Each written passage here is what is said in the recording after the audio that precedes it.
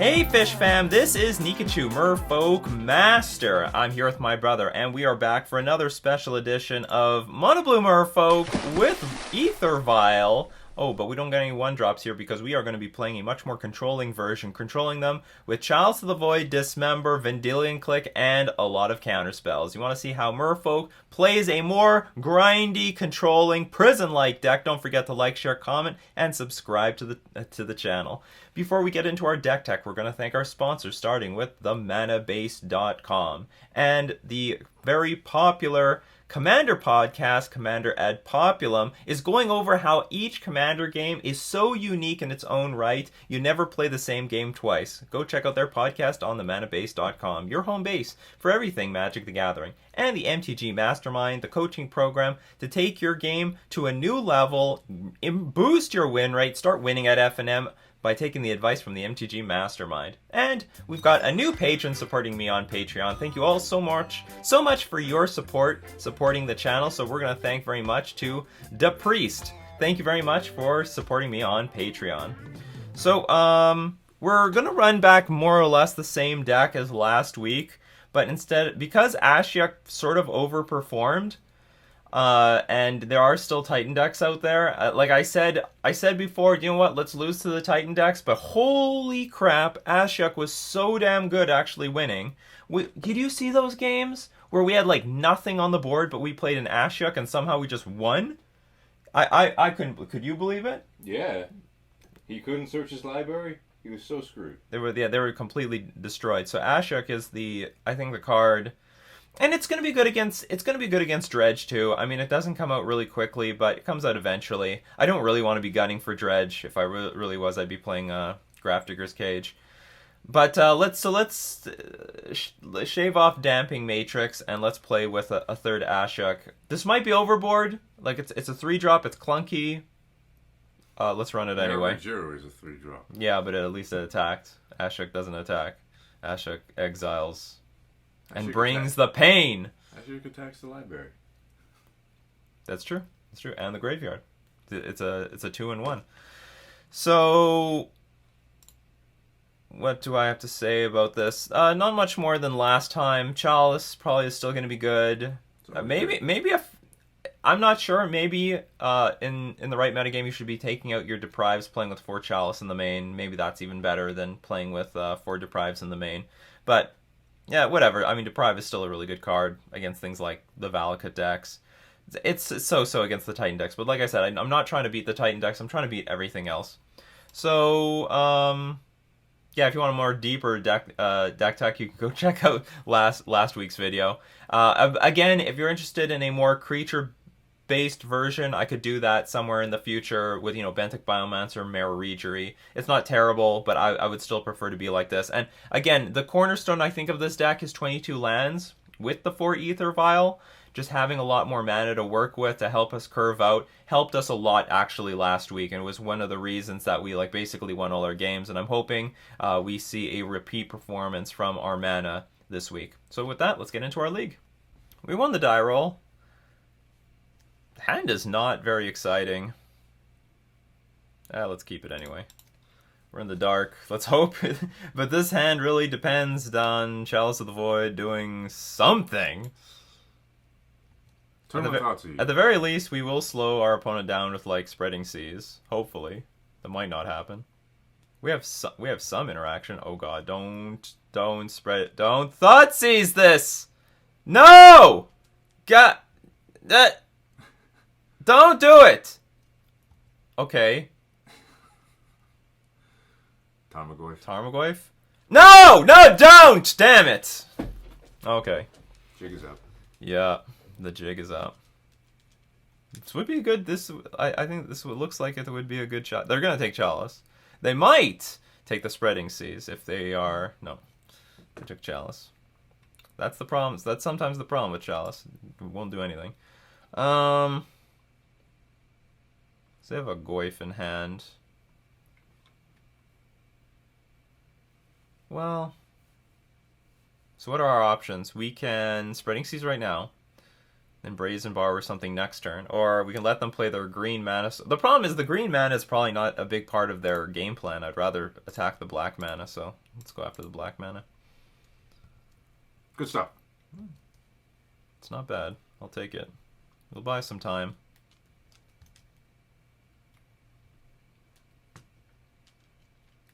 Yeah, he's done half the work for you already. Holy crap, that's a 5/6 already? It's ridiculous. Chalice in the main. Also, their mana is very fixed right now. Ah, okay, so Spreading Seas was pretty useless. So given, well, I don't know how good the hand would have been if they didn't have Thoughtseize. Well, I guess pretty good. Would have hit the Traverse. Got themselves a Death Shadow. Well, they're playing everything out of order. Look, I can balance this thing now with Brazen Borrower. Oh, they might have Stubborn Denial.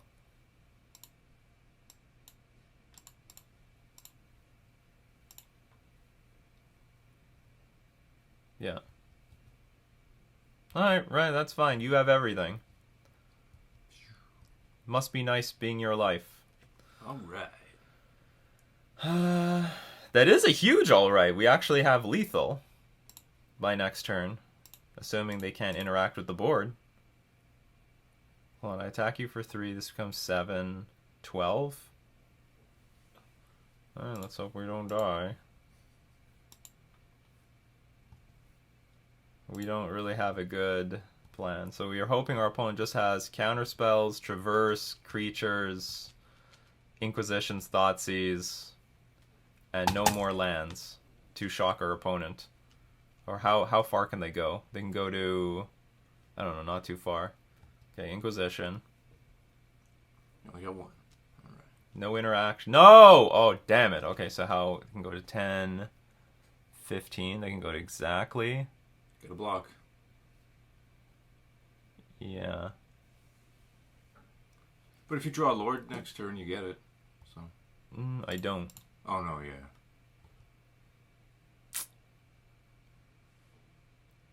So And if we got to keep the Brazen... This is like a really close game. Alright, so what are our options now? And they're going to get another card. Great. Our draws have been poor. We drew, I think, a Brazen Borrower and a Lord.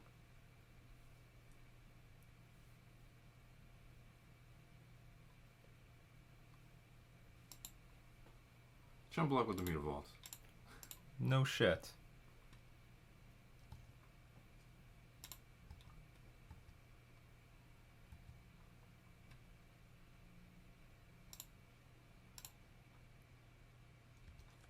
So yeah, I have to chump block with this Mutavault.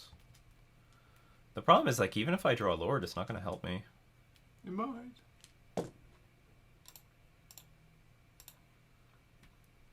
You fail push this away or what? And they have no removal. We were so close. I don't know how to deal with both these creatures next turn. Maybe the top of my deck knows how. Miracles! Thank you. Thanks, deck. Thanks for pulling through right when I needed you. It was a close one. At least I curved out. Deagle. Now, we do have a lot of mana in our deck, so I'm not going to complain too much about that. Although some of that mana could have been a Fairy Conclave. So what do we want? Ashik might be... No, I don't know how good Ashik's going to be. Just prevents them from playing Traverse the Ulvenwald, and Really? it eats up their side of their graveyard. Are they... What were they? Were they Sultai? Was this Sultai Shadow? No, they have to have red. He's pretty salty, yeah.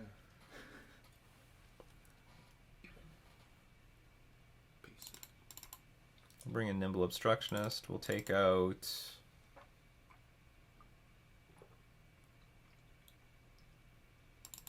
Maybe all the vials. Just go to 22 lands. Take out the Spreading Seas. Looks good. I do sort of like having Vial in this matchup, but I don't want to take out any of the lands because we have a lot of 3-drops.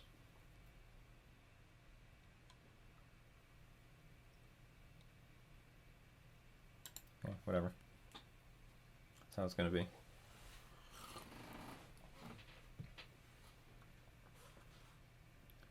Things could be very differently if that Chalice resolved. Yeah, we'll keep this.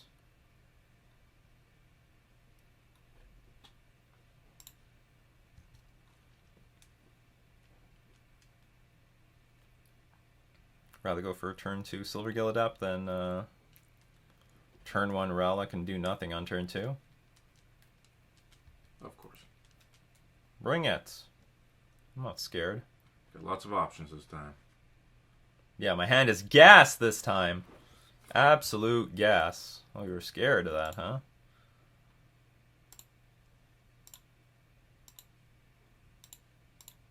So we do have to be a little fearful of Plague Engineer.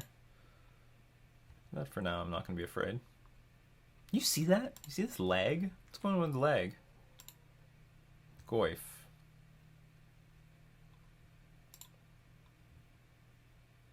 I think I'm going to play around Plague Engineer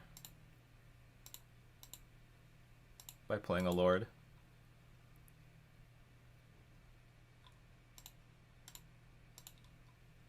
I would hate to play 2 Silvergill Adepts and then they just get wiped out. That would be the ultimate suck. Play Plague Engineer. I dare you. I dare you to play that Plague Engineer. You sick son of a bitch. See, I see. I knew they had red. I knew it. They were feigning weakness. I got Fatal Push. Oh, Death Shadow. Sure. The classic combo. I think 2 Lords is probably going to be pretty devastating. I'd rather get some more cards. So I'll show the Master of the Pearl Trident. Oh, we're going to have more Lords for next turn. Plague Engineer is now going to be pretty useless. Oh, it's still going to be useful, but it's not as great.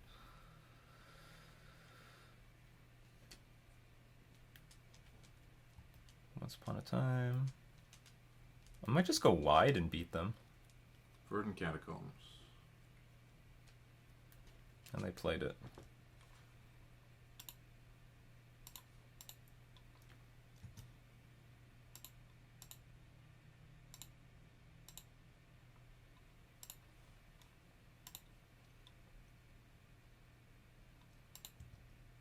Are you scared?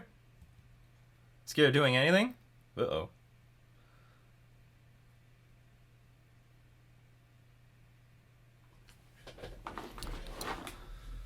This means you're going to double strike.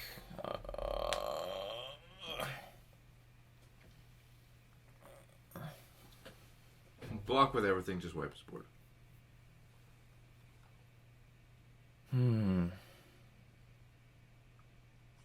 No, I don't want to do that. So let's say you have Teamer Battle Rage. You fetch. You don't have to take any more damage. Let's say let's say actually you do take damage. You go to 8. You this does, if you go to 8, then this will deal 16 damage by itself. The problem is if I chump.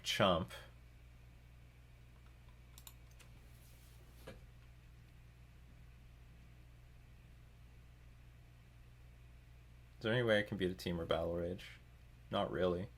I think I'm going to have to lose to Teamer Battle Rage by the look of it. I think my best bet is hope that they have... What they could do 8, because they could still fetch 8, 13, and Lightning Bolt me, so that I lose that way too. I'm not in a good spot here. Well, he can't bolt you and play Team Battle Rage. He's only got 1 red. Oh no, wait, but he can. No, yeah, they can just make the Death Shadow bigger by fetching and shocking. This thing goes to 8. That'll be 13 damage. Then they kill me with a Lightning Bolt. But do they have Lightning Bolt? I don't think Lightning Bolt's not popular right now, so that's not something to play around. This feels so much like... Okay, let's say... Now let's put ourselves in our opponent's shoes. Let's say you have a boatload of removal. Is it better to attack? Because you don't have lethal if you attack. And I kill you on the way back, right? If you have, let's say you have 2 removal spells on the 2 lords. Oh, but maybe you don't care. 2 removal spells on the 2 lords. Because you... But I think you should care. So let's say you have Team or Battle Rage. Well, then you have to attack. Thinking. It's a thinking game. Yeah, it's a thinking game. Don't tell that to a Neoform player.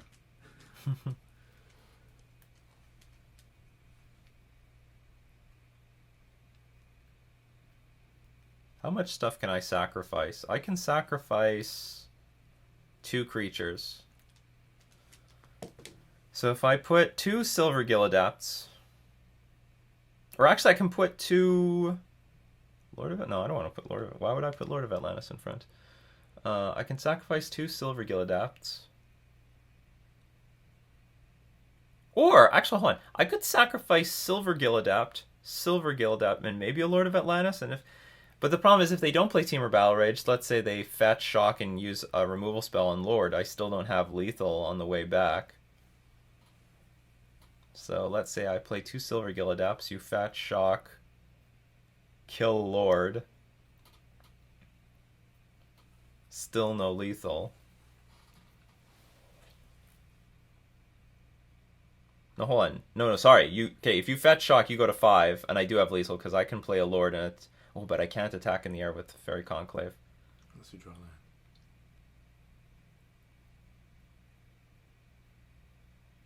I would just jump with the 2 Silver Gales. Kill. Fetch shock. Yeah, if I draw a land, I win.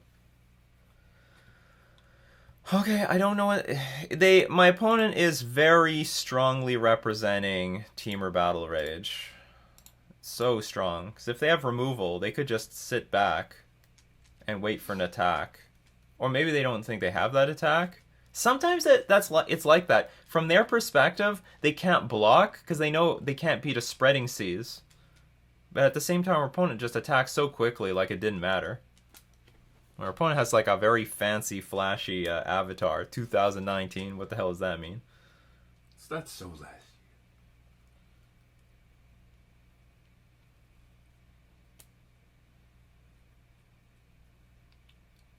Kill Lord. I don't really want to block. I just want to let them do whatever. If they have Team or Battle Rage, I lose. Because it's so much more likely that they have removal on average than Team or Battle Rage. Just block with 1. It's a really tough spot. It's always tough. If he has Team or Battle Rage, you live if you just block with 1, right? No, I don't. I'll die. Because this will be 16. They can put Death Shadow up to 8, deal 16 to me, -3, because that's what Silver Gilladep soaks up, and then Tarmogoyf kills me. So then put just 1 Silver Gilladep in front of each. The problem with that is... I'm still weak to a removal spell. It doesn't matter what I put Silver Gildadeps in front of. Although I have to admit, I didn't consider blocking the Goyf in any way. He doesn't get his ass. Don't Okay, so this plays around removal and Team of Battle Rage, but we need to draw. Oh, here's the breeding pool. We need to draw land. Oh, thank you for giving us the land. That worked out. That works out for both of us. Deal. No deal, Howie. Thank you, Fairy Conclave. Fairy Conclave's going to be there for us. Fuck, where were you? That would have made that game a lot easier to play.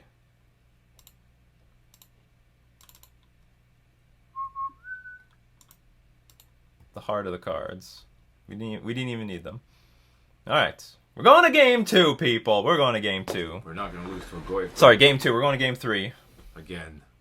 That's what happened last time. That was a good victory. I did the calculations. He did the math. I don't know what was best, though. Maybe they had the Team or Battle Rage. Or maybe they didn't.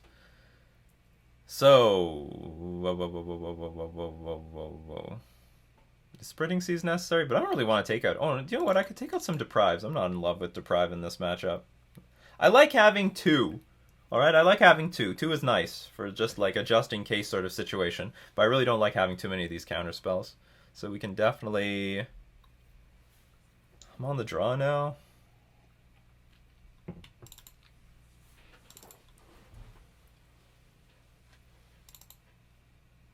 Lands. Sort of want Ether Vial back on the draw.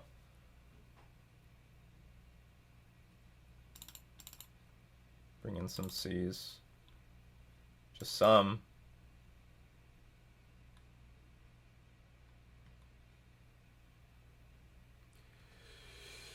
Master of the Pearl Trident.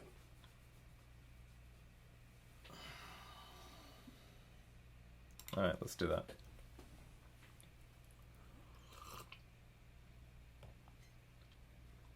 Maybe it's appropriate not to have Ether Vial at all, but I don't. In the Death Shadow matchup, I like Ether Vial. I like some. It can be a tempo matchup, and we're on the draw. Sounds a bit weird. It's got two. It's got double blue. You can launch just about everything in your deck. Once upon a time, reveals Tarmogoyf. Well, I got the answer to that. As long as it doesn't get Thoughtseize out of my hand. Ban Thoughtseize. Just ban it. Just get rid of Gataxian Probe and all these other things. Thoughtseize is pretty fair. They lose life. Yes, in some sense, that's good. What if they lost life equal to the converted mana cost of the card that they were swiping? That's interesting. That's interesting design, actually. You hearing? Are you listening, Wizards of the Coast? Are you listening? They always have it. It's okay. This deck only plays with like 8 pretty creatures. Big. 4 Ghosts and 4 Death Shadows. Anyway, so I will start the game with Chalice on 1. That will hopefully protect the creatures that I play, but no guarantee. And that's the problem with Chalice of the Void also, you know. This can happen. They just play a bunch of 2-drops and they don't care. Hey, lands. Okay, we're ripping lands. That's good. Step 1. So we need Brazen Borrower, so we can bounce one of these. We're going to get hit for 8 next turn. Alright, let's work to get some stuff on the board. Maybe we can draw... If we draw a Dismember, that would be great. That's good. Okay. But we still need to draw one more land. For sure. You should just jump. No. No! Absolutely not. I'm going to stand right on these train tracks. And Oh, damn it. We have 3 Goyfs to deal with. Okay, now we're dead.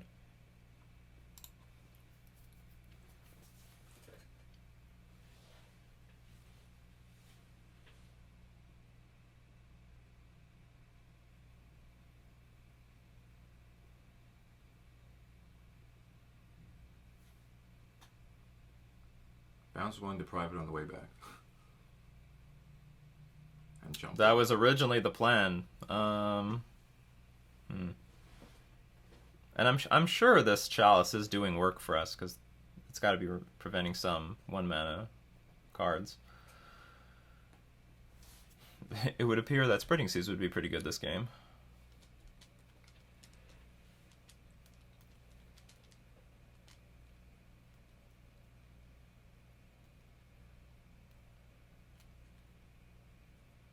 So my options are Brazen Borrower 1, play 2 Lord of Atlantises to do serious chump blocking.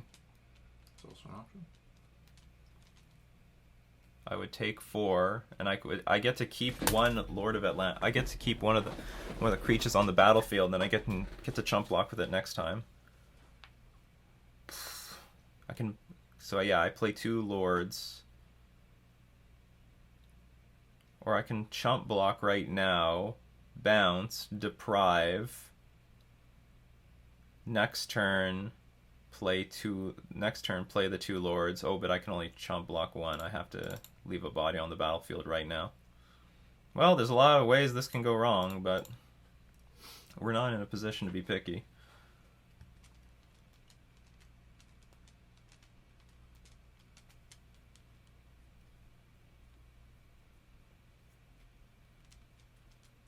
There's instant. That relic in the graveyard really sucks. This show's just a 1 black, yeah? Yep. Alright, so. And hey, maybe you'll draw a relic next turn. Oh, you know what would be really good right now? Trickster. Trickster would be perfect. So we have no options here. We have to... We can't play around any removal, unfortunately. So one of these lords will die. But one Goyf will die. Just do nothing. That's the plan. Do nothing. Oh, you're doing things. Probably Collective Brutality. Now I'm super dead.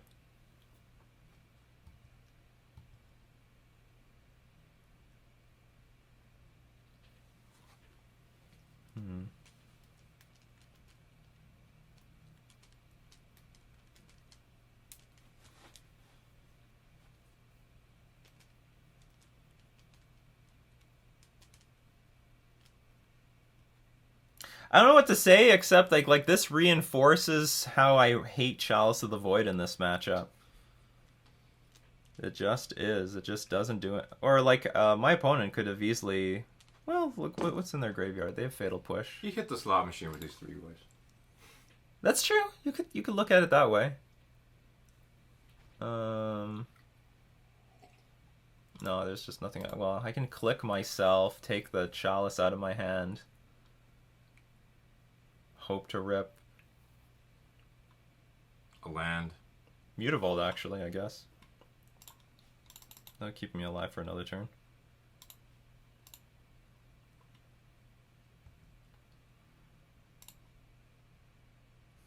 Fuck. That's so close. That's what we needed. That was like one way of getting back into this game. Anyway, we can't win anymore. It was a close match. We still go forward. 3 Goyfs. 3 Goyfs. Well, this is what happened last time, actually. Yeah, basically. We lost to the Death Shadow deck. And in a really ugly way. But again, I don't think this could be a bad matchup. It's possible that the Spreading Seas is worth more than the Chalice of the Void. I'm not, like I've said it many times in the past, I'm not in love with Chalice of the Void in this matchup. Like, what happened here? We got tempoed out because we played Chalice on 1 and our opponent more or less played around it. Maybe it hurt them. I don't know, but like they had something to play every single turn and we were 1 turn behind. Things could be differently if we just played our 2 drops. Okay, so they play Fatal Push. Then they're not playing a Tarmogoyf, and that's 1 less Tarmogoyf we have to deal with. Game could have played out a lot differently. But anyway, that was round 1. Let's go on to round 2. Oh, we won the die roll.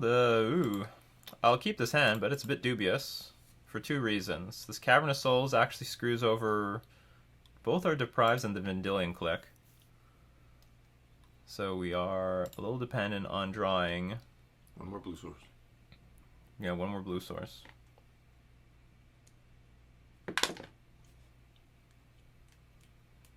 There's some chance pending on our matchup. Like, remember, your Vendilion Click can target yourself, just as you saw in game 1. It's a tactic that you can play. Uh-oh. This could be really bad. Yeah, this is going to be really bad. Trickster will Blue source! That's not Fairy Conclave. Aww. You shoot Trickster to prevent Prowess.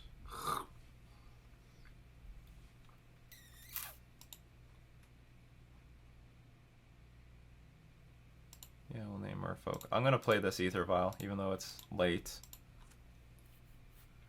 I know it's late, but we're going to play it anyway. If I know Mono Red Prowess, they will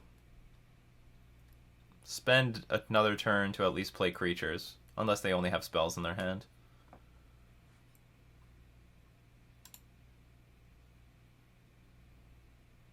And then on our 3rd turn, we can Trickster something. Because they play with quite a few creatures now, including, what's it called, Steamkin. Lightning Skull. Oh, here we go. Oh, they're going to play... if they're playing an early Lava Dart, I'm guessing that's because they want to get Light Up the Stage online. But I'm happy if they do that early, because that's like one less thing that hits us.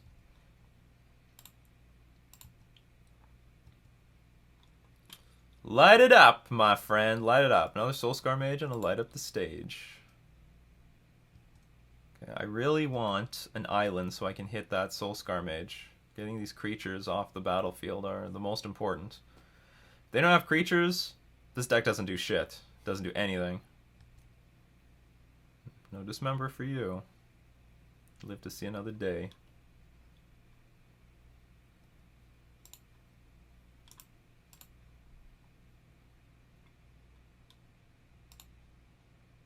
Alright. It's a step in the right direction. Unfortunately, we cannot snap the Soulscar Mage out of their hand. Is that the Royal Scions in his avatar? Yep, it is. You're not playing with blue, motherfucker.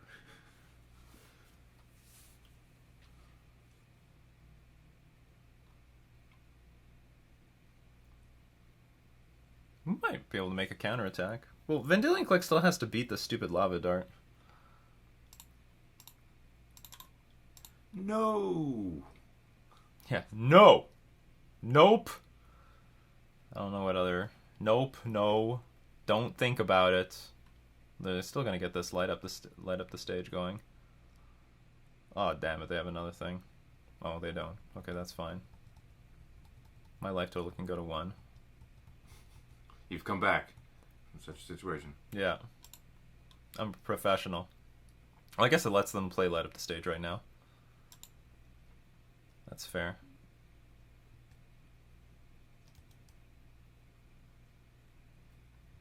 Now what do they get? Great, another Soulscar Mage to burn another Deprive on that. But at least we can slow the this Soulscar Mage down with like Merfolk Trickster on the next turn.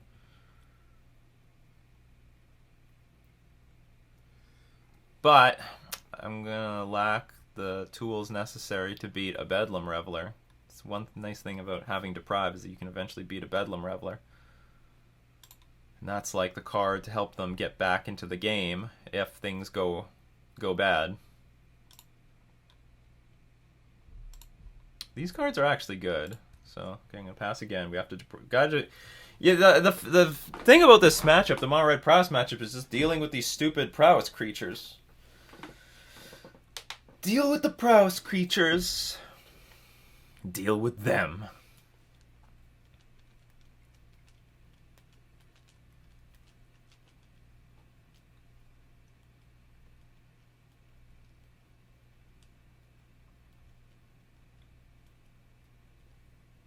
So they're probably going to Fork Bolt me to get this Prowess going on Soulscar Mage.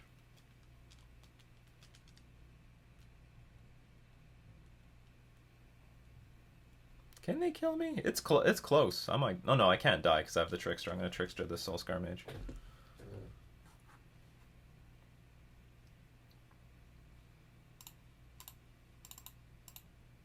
No. No. Maybe Magic the Gathering Online is being laggy, because our opponent's playing slow as well.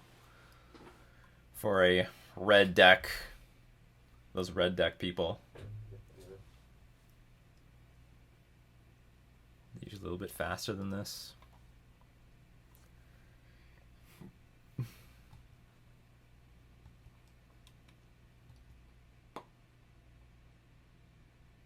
You better not play another light up the stage. And you hit like jackpot on each light up the stage you've played. Which is frustrating enough.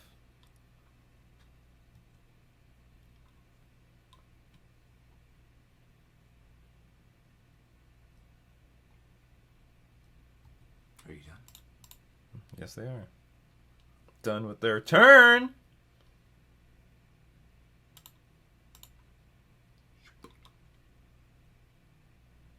I'm probably going to click them on their turn. Just so I can get rid of a Bedlam Reveler if that's what I have to be afraid of. It's a lot of 1-mana spells in that graveyard and all that.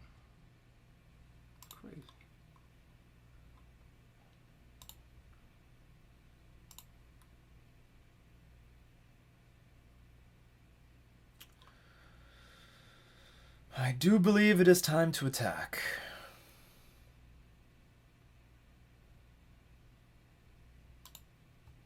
They have one lava dart in the great. Yeah, I believe they have one lava dart.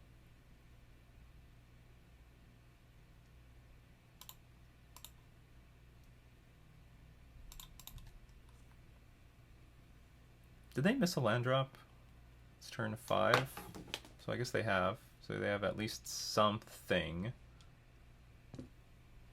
Something good in hand. Could be a lot of good things in hand. Well, given how the game started with these two to prize Cavernous Souls and a click, I can't complain how this game has developed. Because at least, you know, we were in the game. The only thing that sucks about this click is that they're going to lava dart it on our turn, and then... or sorry, on their turn, and they get the prowess trigger off of the Soulscar Mage. Interesting! That's all you got, huh? Just leave it alone. That is a shitty hand. So, you play the Steamkin, you lava dart, click... I'm going to play a Lord. You attack for like maybe 2. I'm going to play a Lord. But you have Sunbait Canyon. This creature is annoying. You have Sunbait Canyon. That's you can crack. You can't crack both this turn. I'm just trying to figure out how I race. Because I can. But this card obviously is a lot worse if you don't have spells to cast. So even if you play Sunbait Canyon, and you'll lose a land also if you want to play the Lava Dart. Okay, let's let them have it. Let's let them have it, and then we're going to try to race them with what we have. Another interesting line would be if they play the Steamkin and just pass. That would be tough. So we are in the need of Lords. I would like a Lord here, please. More Lords. Lords just finish out this game. Or a Chalice of the Void. I'll take that too. Who doesn't want a Chalice of the Void? Who wouldn't want a Chalice? I wonder what happened to this guy. Now he's back again. What? Like, I don't know, like a month ago, I just say out of nowhere, what happened to Runaway Steamkin? Oh. Oh no, they're playing something. Oh no. So on top of their deck was a Lightning Bolt. Well, this now just changes everything. This makes this position very difficult. Steamkin gonna get big. I had to hope that like the top of their deck was just like not a removal spell like that. And there's not many cards. There aren't any. They don't have many removal spells. They already had a Lightning Bolt in the graveyard. Okay, so now when I said I need to run out with Lords, that's more true than ever now. What can get me back into this game? Brazen Borrower would be okay. Because I can bounce Steamkin.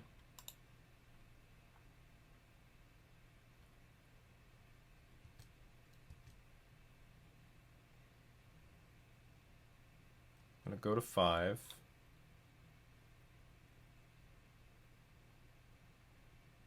I definitely need creatures. I might even take a Dismember at this point. Oh, it's a creature. Okay, so this is 4 damage coming at me.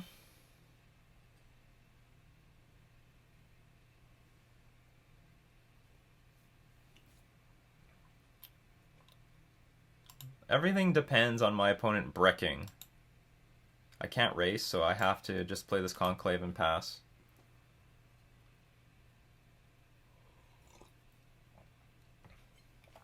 I think overall our hand has been pretty good. Everything. Well, one thing that could be better is if the Ether Vial came on turn 1. But our opponent's game has been really good. They hit double spells off of both their light up the stages, and then when we click them and they only had a Runaway Steamkin, they top deck a Lightning Bolt to hit our Mass of the Pearl Trident.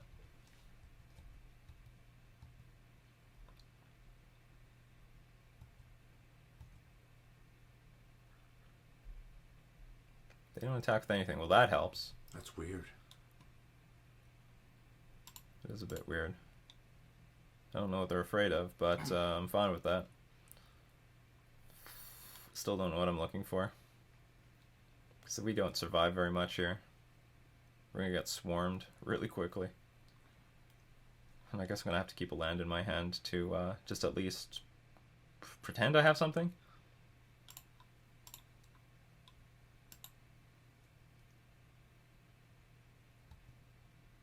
They don't have anything. You should take it up to 3. What do they have?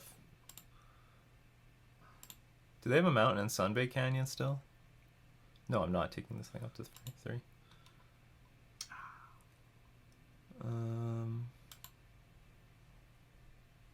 No Sunbay Canyons in the graveyard.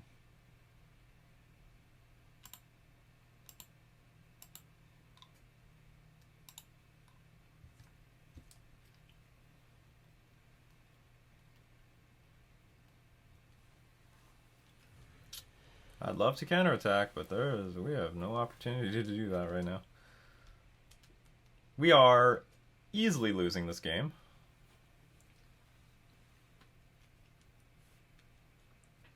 Not even close. Not a question.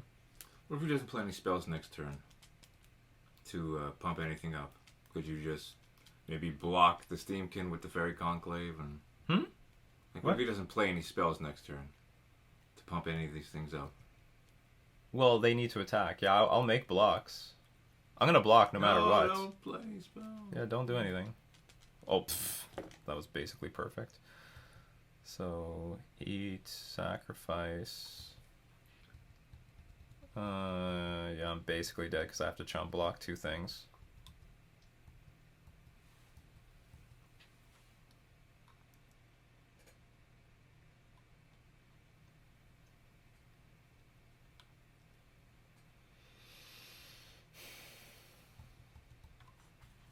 It's going to be like 3 creatures versus nothing. Do I still have a chance? If I top deck Brazen Borrower... No, I still can't. I can't block anything with Brazen Borrower. I can bounce something, but I can't block.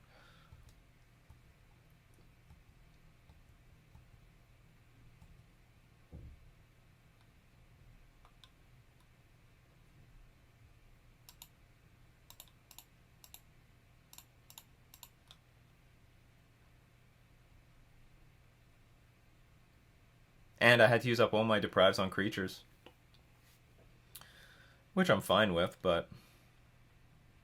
ate up all my deprives. So I'm blocking here, but I'm pretty sure I'm just dead. Like, how do I beat 3 creatures, especially one of them that's a 4/4 creature?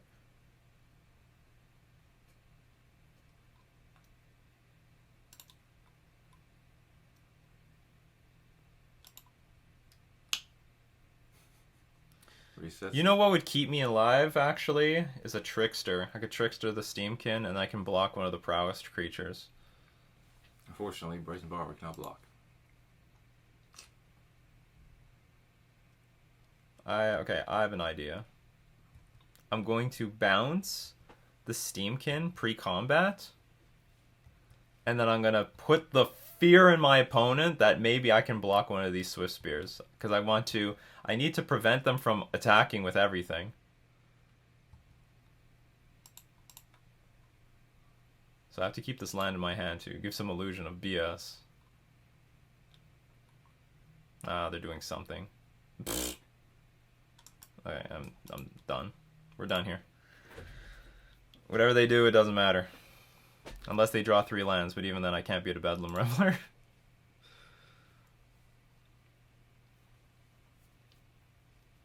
That game could have worked out better for us. So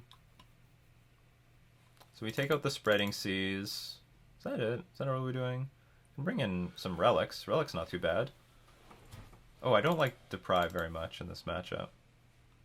So bring in Relic.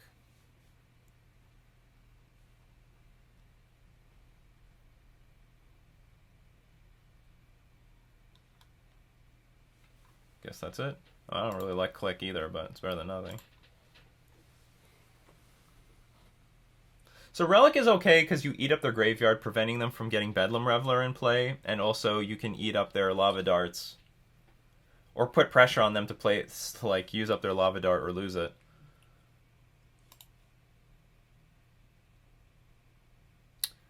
I wouldn't say this hand is good.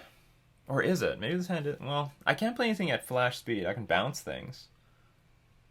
Land, they play Prowess creature. I play creature, they kill it. It's too clunky. I'd rather mulligan for something either with Aether Vial or Chalice of the Void.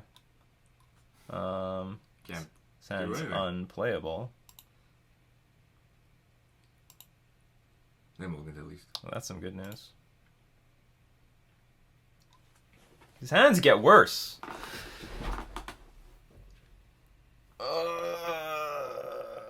I'm going to 4. I'm going to go to 4. I'm going to look for those chalices. This hand basically sucks. Okay, they capped. Or can I keep this 5-card hand?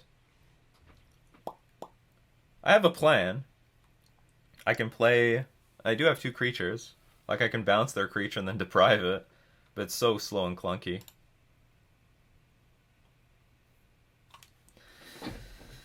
I'm not getting... Well, okay, I guess the first hand that I had was a balance of creatures and stuff. I don't know, maybe my first hand was a lot better than I thought it was. Yeah, I'm going to mulligan to 3. Yeah, we're going to 3. It's just one of those games. We're just going to go to nothing. Okay, we're going to keep this. This is a 3-card hand. Goodbye, goodbye, goodbye. And good Lord be with us. We'll have to put 4 cards. Okay, that's goodbye. Done. We're done.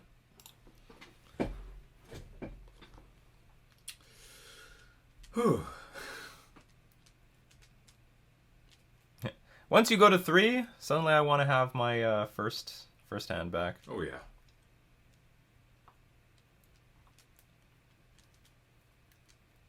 The problem with the first hand is it's slow and the interaction was clunky. Like, if I would play... this is exactly what would happen. We play a land, they play Soulscar Mage. Because we had 2 Brazen Borrowers, 3 Lords, 2 lands. And then on my next turn, I play a Lord. And they will kill it. Or I could do nothing, let them do something with their Soulscar Mage, I bounce it. And that's only assuming they have Soulscar Mage. They might have Swift Spear. And we're actually getting attacked, and bouncing it isn't even useful.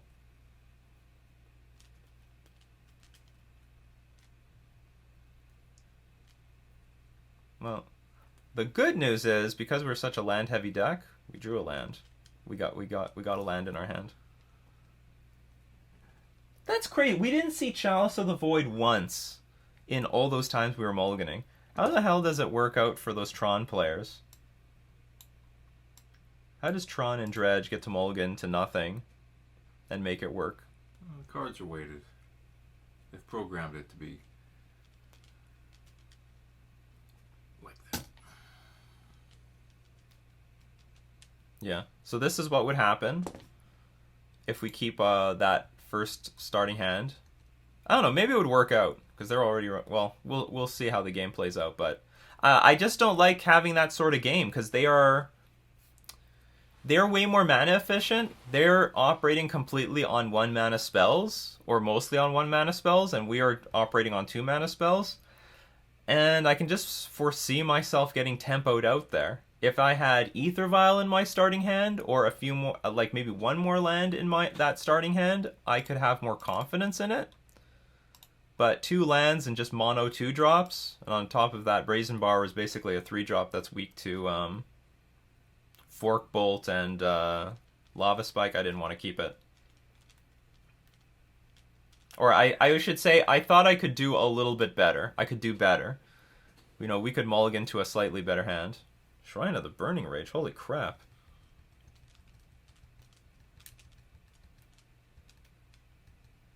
What does that do? Whenever you play a red spell, it gets a counter. If you ever... I think it's actually a bad card to bring in against Merfolk. We have some interaction against it. But the point is, you can... at every turn you get a counter, and every single time you play a red spell, you get a counter. And then you can, like, pay 3, sack it, and then cash it in. Ding, ding, ding. Well, now, given how this game is playing out, yeah, I could. What should I do? Yeah, let's get this click and play. See what's going on. See what's going on. That's right. You can sack it for a bunch of damage. Oops. I want to do it their draw step. No! I clicked to go through the turn. No! Ugh. I want to get rid of this thing. No.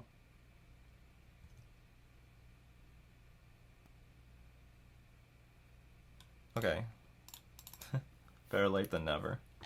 See if we can snap anything out of our opponent's hand before Steamkin gets a counter off of whatever they want to play. Ugh. I definitely want to get rid of the Steamkin, though.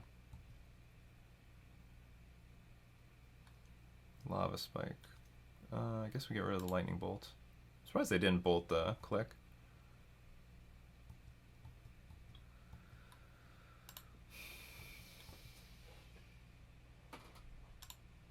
Okay, so there's some good news. The hand's clunky. They're not even playing their Lava Spike. They can't even play. They're not playing their Lava Spike. They can't play Metamorphose. They can't play anything here. Oh, they have a mystery card though that I don't know about. Charge, attack.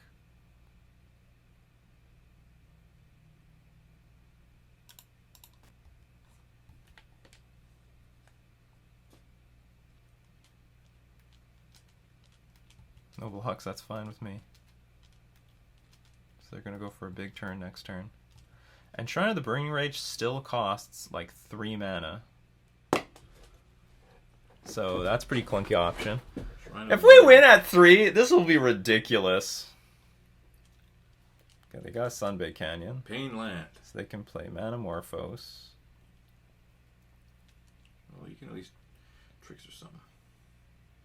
I absolutely will. Okay, let's see how far this shrine gets. And by the way, I can, should I Trickster the Runaway Steamkin now?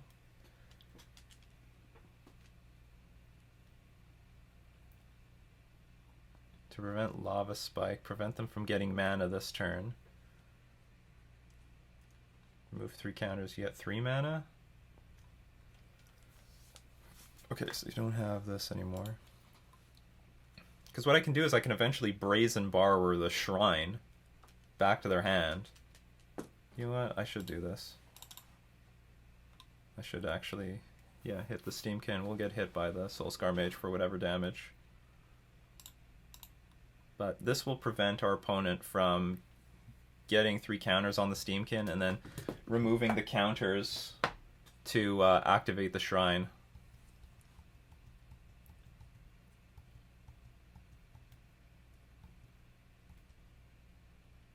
So hopefully our opponent draws garbage this turn.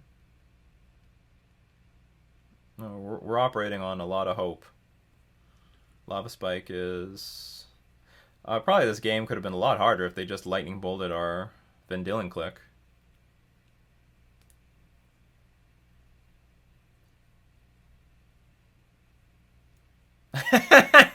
Playing another Shrine of the Burning Rage.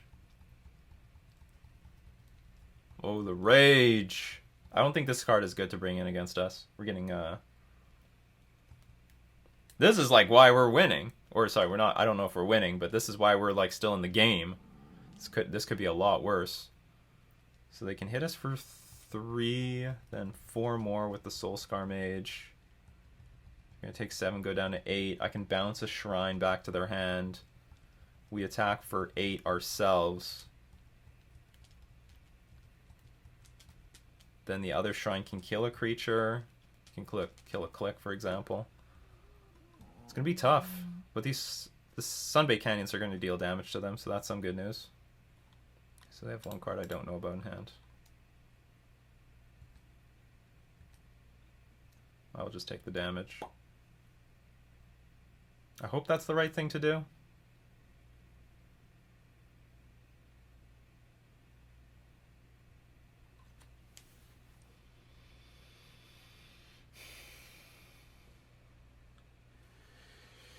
If you bounce that thing, could be bad for them. Could be real bad. No, it's going to be devastating for them.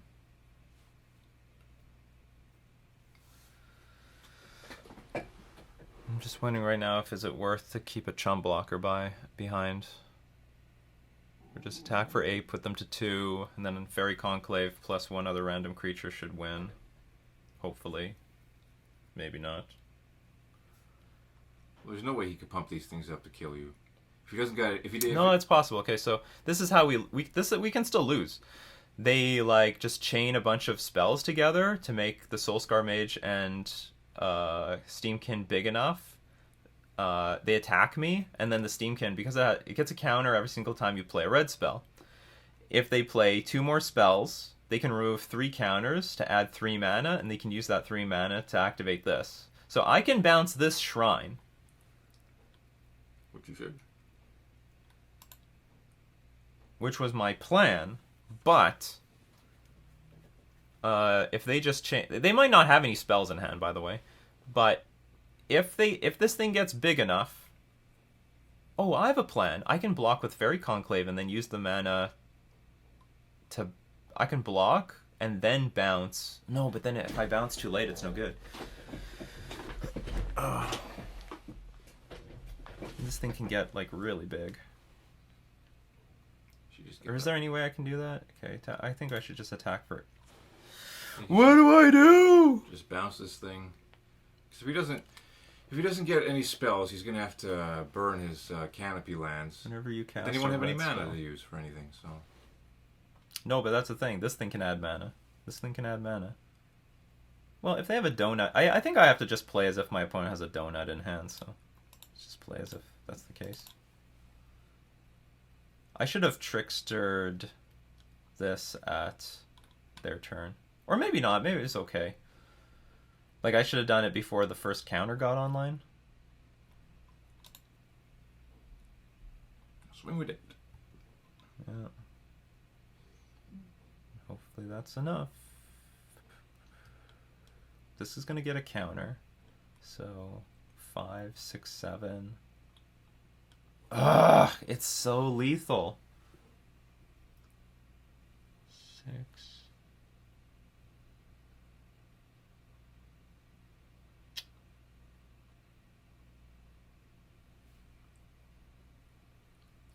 Okay, I have to hope they have a mountain in hand and they draw another mountain and they just draw garbage off of their other cards. There's no other way I can win this. There's no other way I can win this. Because this is going to get a counter, and they can still sacrifice it. Deals damage equal to the number of counter to any target. So that's 2 damage. I'm at a virtual 6. 1 spell puts this to 3. Unless it's an expensive spell. But, of course, they probably have a mountain or something in hand. But this is called playing to win.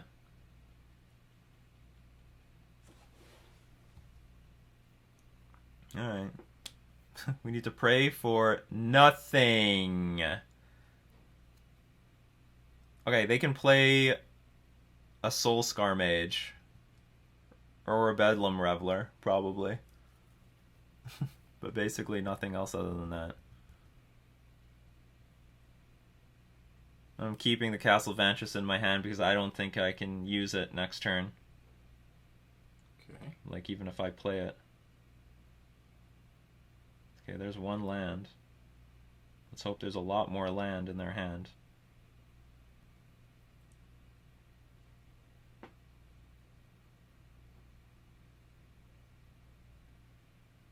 We need no red spells. None!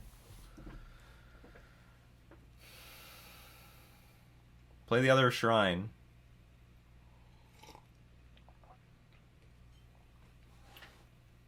Don't play Manamorphose.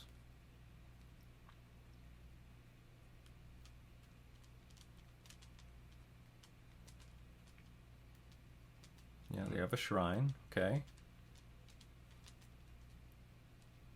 Uh-oh. This looks like Bedlam Reveler. Okay, that is...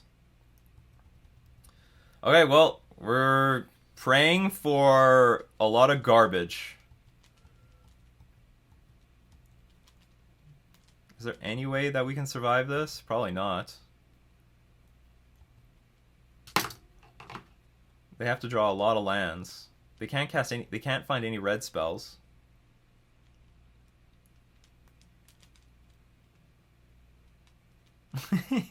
I don't know what I need my opponent to draw, but it's got to be garbage.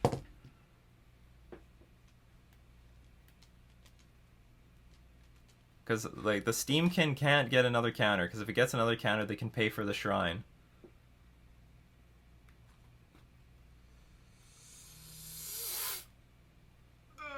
Whoa! Whoa! Mulligan to 3! Mulligan to 3! How did that... And Bedlam Reveler with a Steamkin and a Shrine of the Burning Rage. What... I just wasted all my luck for the year on this game. And we haven't even won the match yet. The match is still going on. Unbelievable! Unbelievable. You saw it here, people. That was very lucky. I don't even know what the odds are of my opponent having to concede there. Unless they had the goods and they didn't realize that they could attack with the Steamkin, deal damage, and then remove the counters to activate Shrine. That's a possibility, but so far my opponent played very competently. So I think they should... I mean, they're playing Shrine, they should know the interaction. We won because of that Shrine of the Burning Rage. That's not a... well, I should say... My opponent should not have played that card. Alright.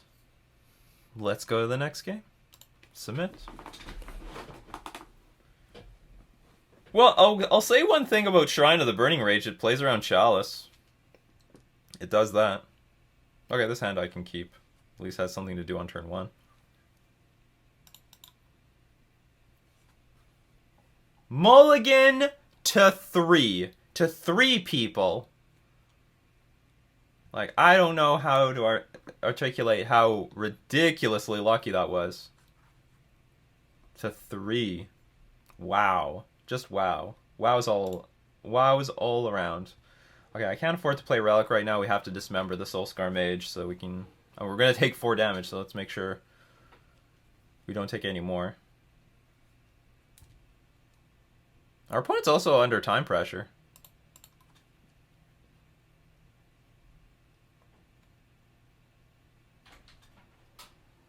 Okay.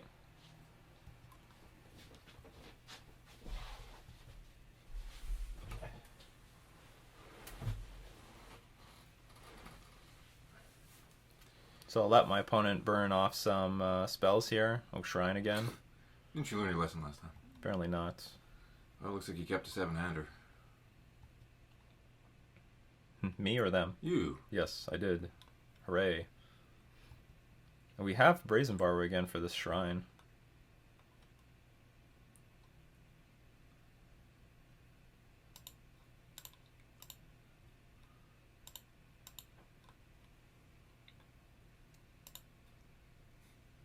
That was incredible. That was just beyond incredible. His clock's in the red. Yeah. Well, these are all good things.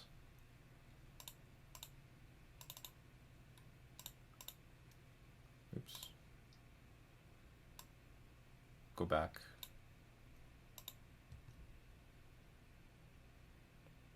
Alright. Yeah, Lords are good. Or just anything, really.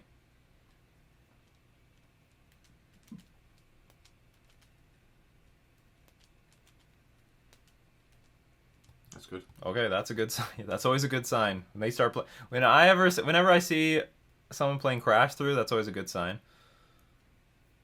Oh, did they find a Steamkin out of that? Or another Shrine? What's going on here? Oh, Metamorphose. Okay.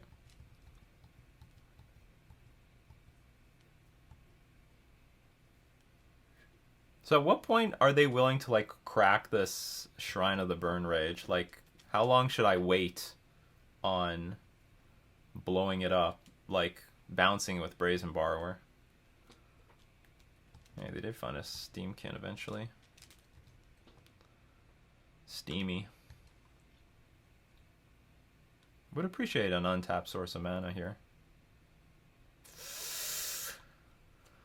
Put it on one. Could fuck him over. No, it will. Completely will. You don't have to worry about Lava Dork. Lava Dork. Lightning Bolt. More creatures. Crash throughs. Okay. Oh. I want to get this relic in play. Prevent Bedlam Reveler. Whatever.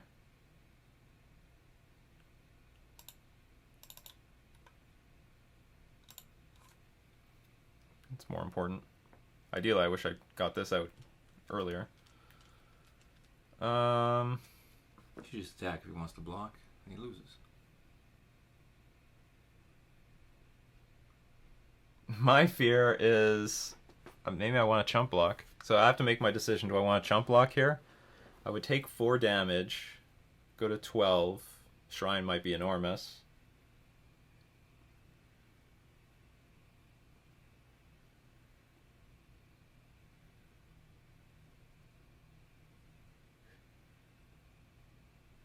Steamkin's going to be a problem. It always is.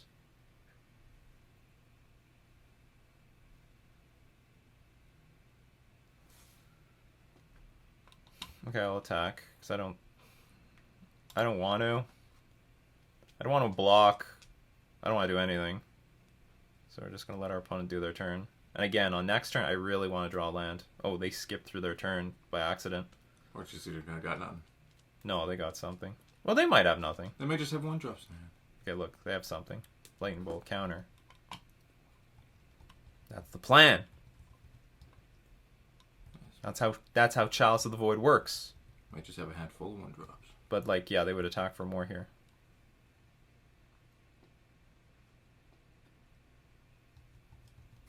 Sorry. 1, 2, 3. They might be setting up Bedlam Reveler here. Which I'm not thrilled with, but what are we gonna do? I play the relic and empty his graveyard and fuck Okay, so I guess they don't have Bedlam Reveler. They would have played it. Nope, they have nothing. Okay, so now you should empty that graveyard. Just I can't. Chalice on 1 in play. Oh right. Ooh. Okay, that's good. I'll tell you what we can do here. Still bounce on me. Perhaps you should. That 8 damage from that thing would be pretty brutal.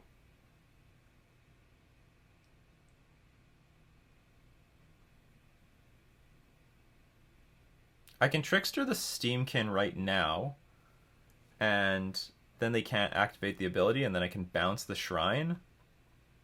That's fine. Looks good. Merfolk Prison. Oops, hold on. Just giving a lesson to one of my students about, be careful how you tap your mana.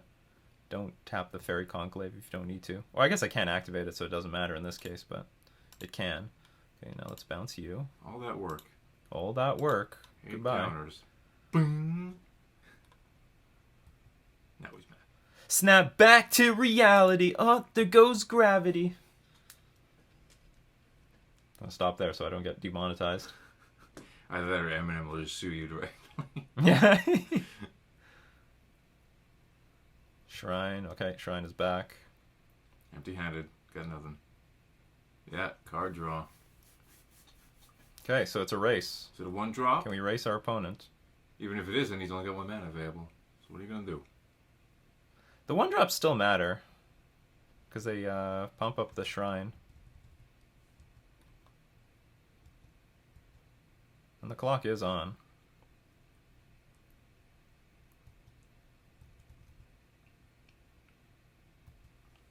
So the question is, are they going to attack? Okay, they're going to attack. I think I'm going to let this one through. I think I'm going to take 4, 8.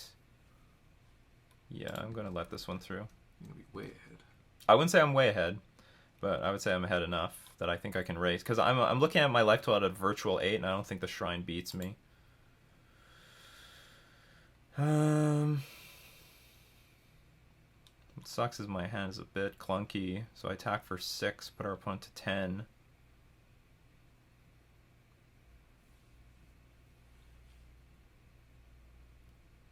Or I can attack for 4 and I can block with this click, at least for 1 turn. Because what I can do is I can click myself.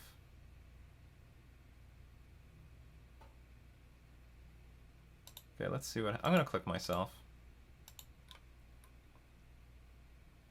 And if I can draw a land, then I'll play...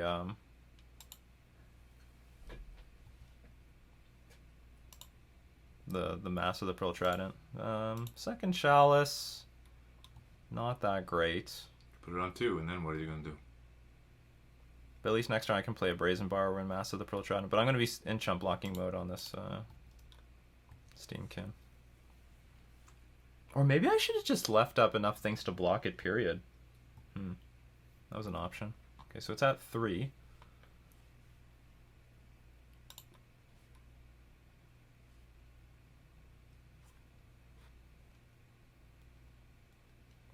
Shrine of the Burning Rage is a ticking time bomb. Make no mistake. Fork Bolt, yeah.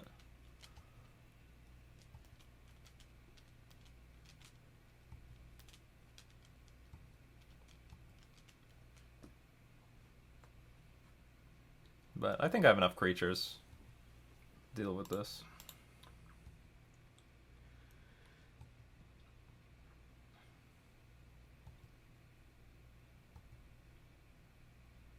This is just good.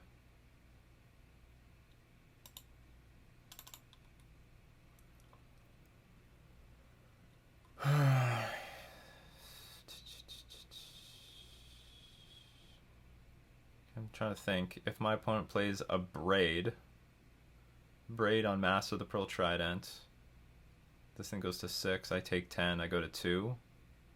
Okay, Manamorphose, a Braid.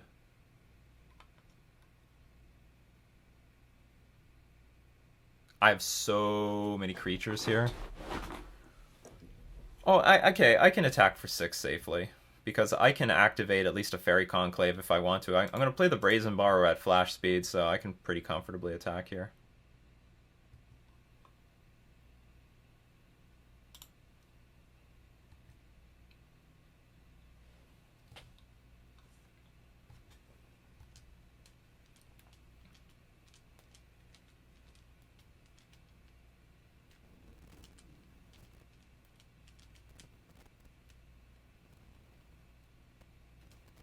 I'm just going to block. Yeah. No reason not to. Force them to deal with a million creatures. Poof. None of this damage is going through. Why is my damage not going through? Whoa, that was perfect. That was a perfect draw for them. With 1 mana up, what can he do with it? They have more mana. Remember, this is these 3 counters represent mana. But I think that's going to be it. Because they can now only Shrine of the Burn Rage something. They needed to like they needed to top deck a land into like 2 Manamorphose and then Shrine. Oh no, it still didn't matter. I'm still way too high on life. Okay, Soulscar Mage. Well, they're making a run for it. But they can't activate Shrine now. 3. Stomp that thing. Okay. Are we empty-handed? They are. Okay, so let's now cast this. Oh, hold on, cancel. Wait till the end of turn. Don't think there's anything else they can do, but they would go back to their second main phase if that was an option. If they had anything to do. We're about to see a resignation. I hope so. Oh, I mean, you should trickster him just to rub it in a bit. Sure, let's rub it in. You really had no chance.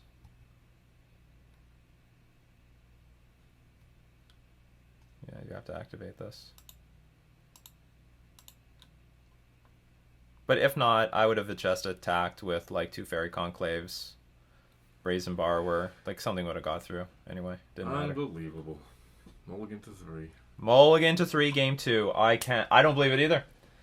I can't believe it either. That's the sort of luck you want to waste at a Grand Prix, not on some random league online. Well, anyway, that was pretty lucky. Our opponent is now disconnected from the server. They're probably pretty disgusted. I have no words. I have no words. But anyway, that's the magic of Merfolk. You can win on a mull to 3 against a bad matchup. So anyway, you know what? I don't think this is that bad of a matchup given the configuration of our deck of 4 Dismembers and the 4 Chalice of the Voids. I think it's fine. I still don't agree with our opponent's decision of Shrine of the Burn Rage just because it's slow and clunky and we can interact with it with Brazen Borrower. I think they should just play some other red spell. That's not how you beat Merfolk. So anyway, with that, let's move on to round 3. We lost the die roll. There was a tie. We'll keep this. It's a slow hand, but hopefully it turns out good. Well, that's not good. This hand sucks against that. Spreading Seas. Pass. Especially on the draw. I have no idea what my plan is here. Gave you Island Walk at least. Oh! Oh! Oh! That could fuck him over. No, this is gonna fuck him over. Telling you that right now.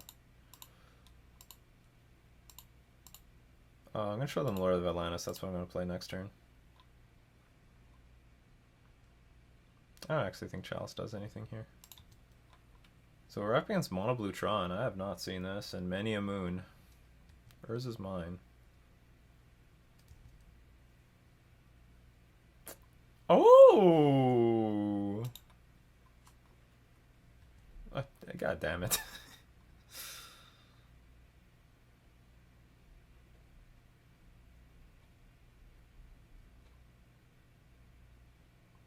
You must. Well, I have to play the Spreading Seas now. You must. Or I have to try. Okay. I'm going to attack you. I'm going to attack you.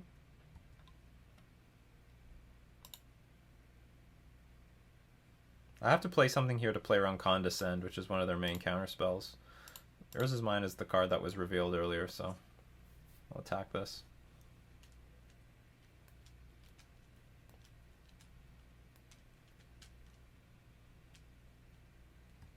It sticks. It sticks. But they have things like Repeal, so I definitely want to hit at least one more mana. I don't want to be too clunky against this deck. But I don't think Chalice is good. Got another Urza's Mine. How dare you? Solemn Simulacrum, I really don't care. Okay, come on. Let's get a land here. So we can play Lord and attack for 6 and then kill you next turn. Land! Okay! But it's not really the one I wanted.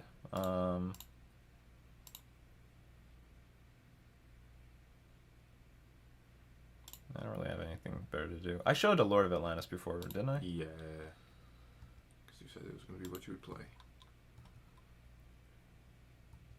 Oh, here we go. Stuff that I've revealed. I should use this more often. This looks useful. Okay, don't have Tron. You probably have Tron. Oh, they don't have Tron. They played a land already. That's good. Talisman of Dominance. Not very dominating right now. What am I afraid of? Ugin, maybe? 1, 2, 3, 4, 5, 6 mana. Gonna do it the old-fashioned way, are you? Just gonna do it the old-fashioned way, you scum?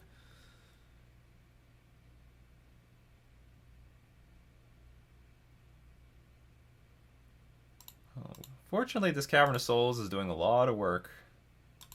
It's undermining all the counter spells.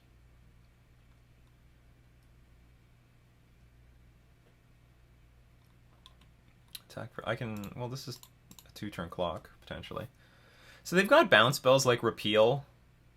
So I'm just going to attack with Mutavault and Silvergill Adept. And they have some removal spells as well. I wouldn't mind playing a Vendilion Click to see what the hell's going on in their hand, but I think this is the best thing I can do at the moment. No, don't pay costs. Don't do anything. Just pass. Okay, they're going to dismember something. Oh, so now they can repeal and eat a creature. Well, it cost them some life, so... Oh! It's going to cost them a lot of life. So this might not... Actually, this will suck, because they can double block now. They're actually going to take 5 life for that. Oh no, they can pay the colorless. Well! I didn't play around this. I didn't think it was important. I didn't... Yeah, I most definitely did not play around that. Alright, pass the turn. He basically put his life total what you would have anyway. Yeah, 1, 2, 3, 4, 7. They're 1 off of Ugin.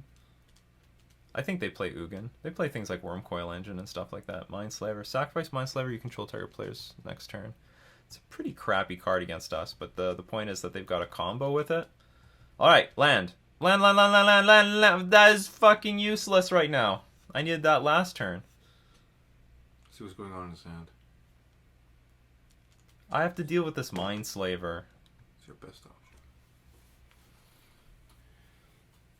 Well, okay, the good news is, even if they control my next turn, what are they even going to do with it?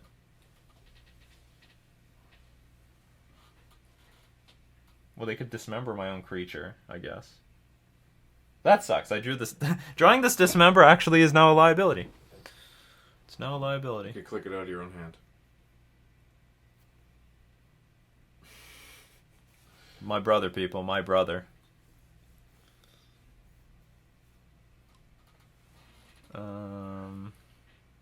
What else can I do here? I could attack for 2 with Fairy Conclave.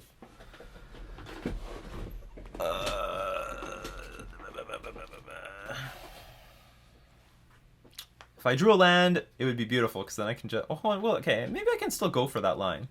I could go play. I could play Silvergill Adept in desperation. Hope to draw a land so I can bounce this. And I keep the pressure going. Let's do that. I really don't want to pass the turn and then... Because I only have 1 bounce. Oh, I still have only 1 bounce. Alright, this is gonna suck. Damn, that turn was good with the Dismember, Snapcaster, Dismember. That was good. That was too good.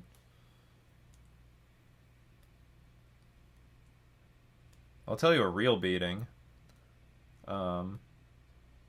Dismembering the Fairy Conclave will be the worst.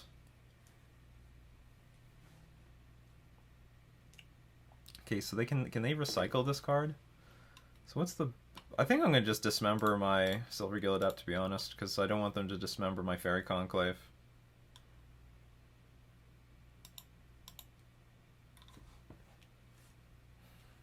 As stupid as that looks, I think that's my best line.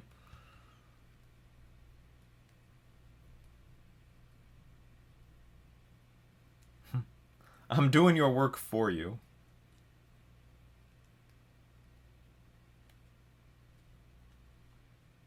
There's really not much they can do here. I think they're just going to tap all my mana and pass. They might play Vendilion Click to snatch one of their crappy cards out of their hand. That's possible. So the idea is that they play this land that puts artifacts from their graveyard back on top of their library, and then they create what's called the Mindslaver Lock. Another thing I guess they could do is play the Brazen Borrower on their Talisman of Dominance so that I can't interact with their Mindslaver in the future. So that's a possibility. Something they might do. Get Chalice on 0, that's fine.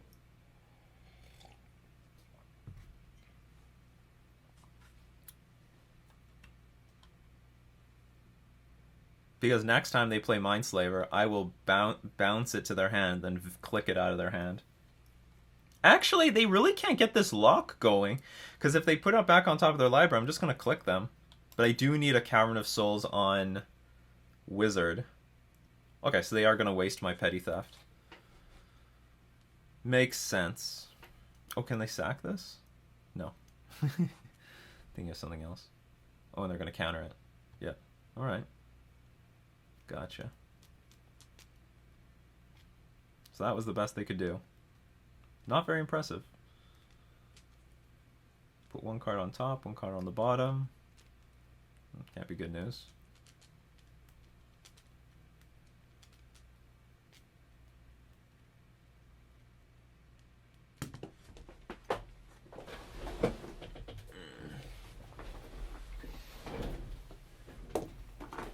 Okay, thirst for knowledge.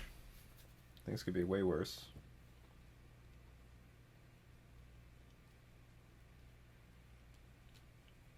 I guess the best top deck would be Cavern of Souls, so I can name Wizard. And then start clicking them. Because that was a weak Mindslaver.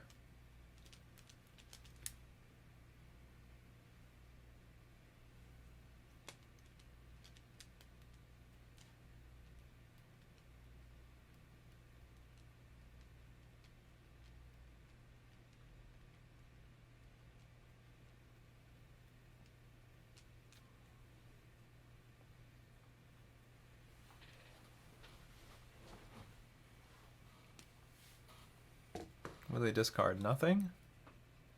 What do they discard? Oh, Urza's Tower and a repeal. Okay. Sundering Titan. Enters the battlefield or leaves the battlefield. Choose a land type. Choose a land of each basic land type, then destroy those lands. So they get to destroy my island. The pressure's still on, though. Yeah, I got a lot of non-basic lands. Alright. Still I want a land. Whatever. Let's go. Let's go. So you attack me for 7. I attack you for 3. You attack me for another 7. I'm winning this race. But they discarded a repeal, so they have to have some sort of interaction.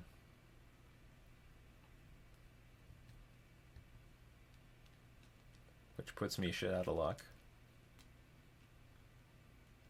They have to have something. Another Mindslaver? No. Oblivion Stone? Mindslaver? Ugin. Yeah, that's interaction. Oh, you have Tron.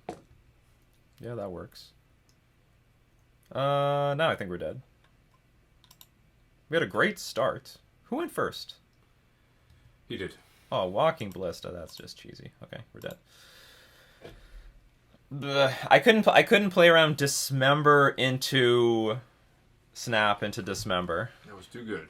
That was, and I could play around it by just passing, and then we just play a Lord or something.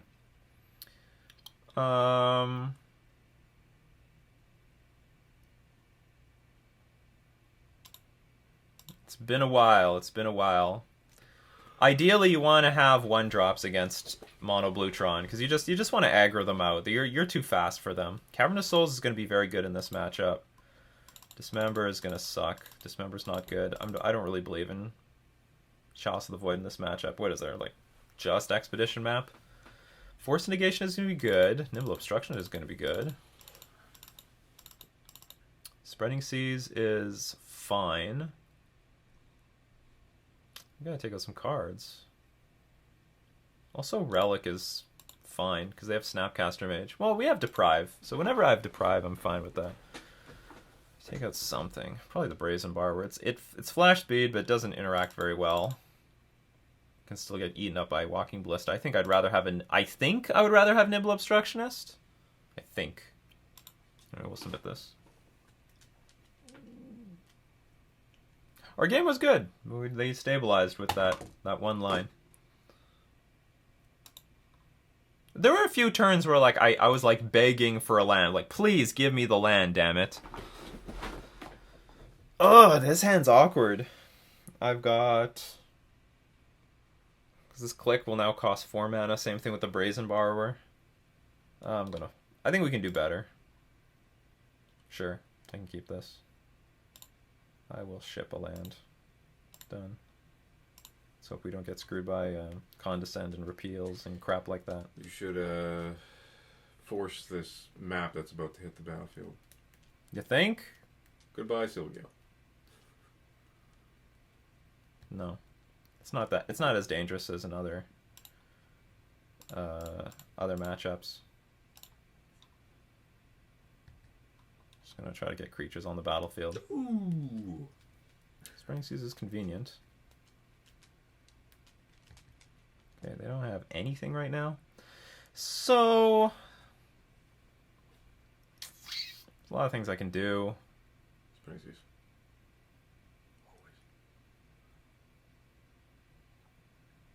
Problem is, Spreading Seas actually fixes their mana. I think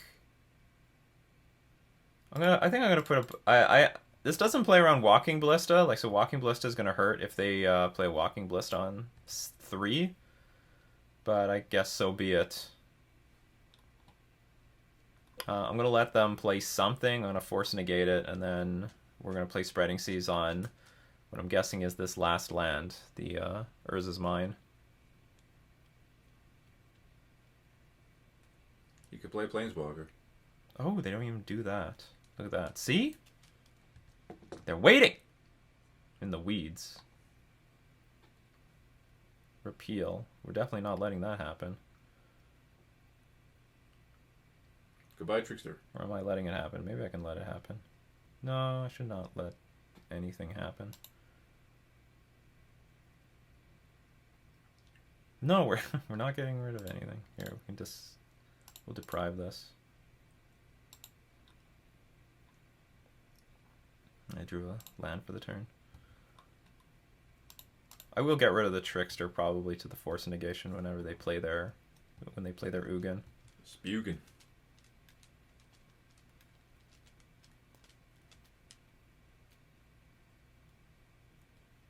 Spreading Seas also is not the greatest in this matchup. How dare you? Trinket Mage, sure. I don't care about you. I can't do anything about you anyway.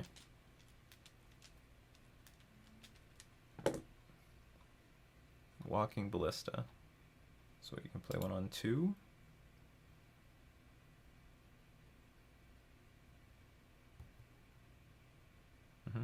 Kill my lord. Or do nothing.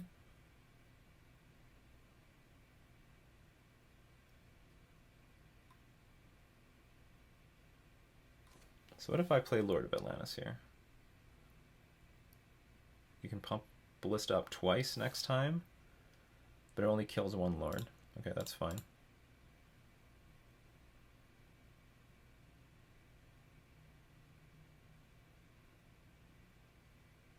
I hope I'm playing this game right. I mean, there was a lot of different ways of playing this game out, even with Spreading Seas.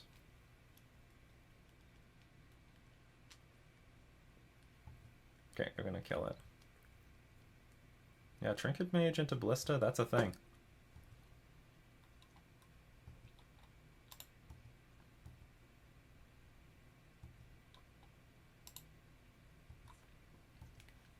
My mana's still a bit off. Slam that Ugin, come on. I think they're playing patiently so that they can, like, now they can play Ugin and back it up with a counterspell. Like, they can counter this if they want to. Goodbye, Spreading Seas. I want to keep the Spreading Seas. They have 5 mana up. Condescend for 2.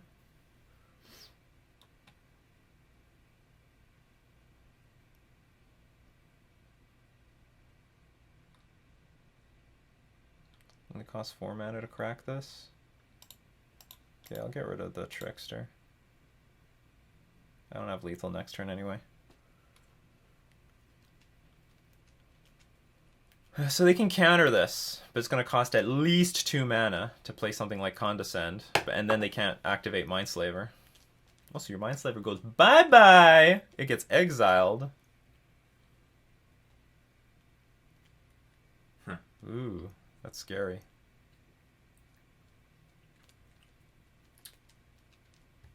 They're going to save their counterspell for something else. Or they just don't have one. Alright, get that Spreading Seas on one of those cards.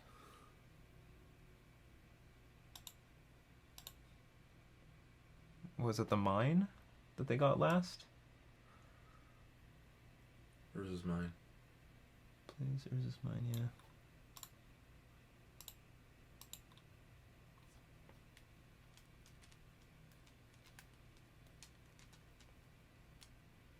Still gotta watch out for those damn dismembers. Alright, that resolved. Another one. Thank you. Yeah. I guess we might as well play them. Win in Rome, right? Because we can't do anything else. Unless they're going to play Censor here. That would suck. Some crap like that.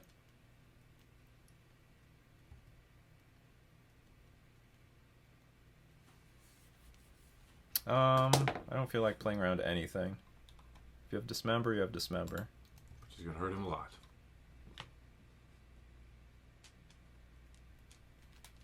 Oh, that sucks. Well, maybe not too much. Now I have something to play the Silver Gillidapt off of. I don't think it helped you. I don't think I have a land drop. Okay, pass. Oh no, you're way off at Tron, pal. Yeah, and they use one of their repeals, so they can't repeal the Spreading Seas. Okay. The plan's back online. Okay, we'll play this. Show them Lord, because they know you about helped this. us. Yeah. I should have held up one Fairy Conclave, just in case I... Well, I'm not going to attack for sure. But that would have been the correct thing to do. Just keep chaining them. Might as well.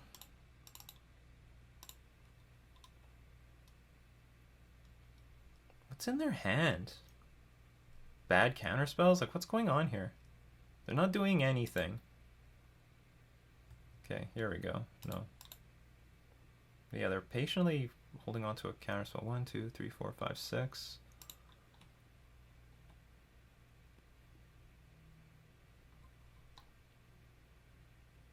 They put a card on the bottom and one card on top. That's not good. Alright, pass. There's still a lot of... This matchup used to be a cakewalk, and then Walking Ballista got printed, and it's harder. It's definitely harder. Well, that's weird. You put a card on top, and now you want to Thirst for Knowledge for it? I guess maybe it's a Tron land or something.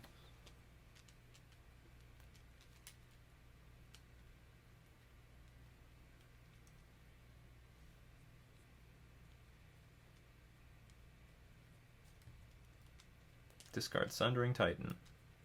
Well, if you discard that, what did you keep? What did you keep?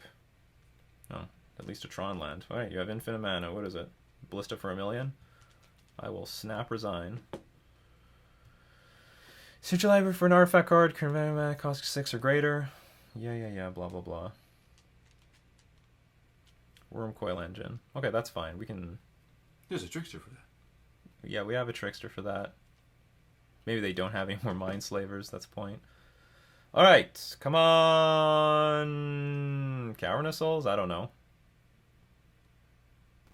Don't really want that. This fly? It looks like it should fly. It doesn't say flying on it. No, it doesn't fly. You got 6. 2 each.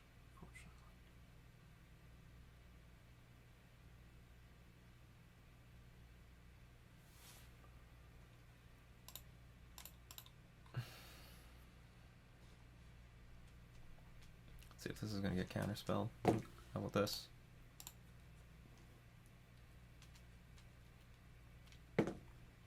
Alright, let's attack. Because I can't win by blocking. I just hope they can't interact. Maybe I should have kept Aether Vial in my hand before I attacked.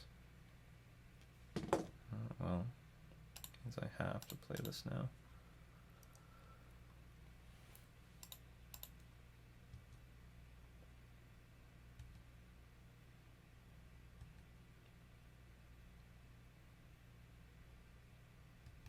Like, I don't know. I don't know that something bad's going to happen, but, you know, I could sort of suspect it. Well, we're totally losing. Everyone just has like 1,000,000 more cards than us. I tried to be aggro, but they slowed us down somewhere very early in the game. Expedition map, which can find... I'm not sure what they're going to look for. Maybe Blast Zone, Academy Runes. That's good too. Get Walking Ballista.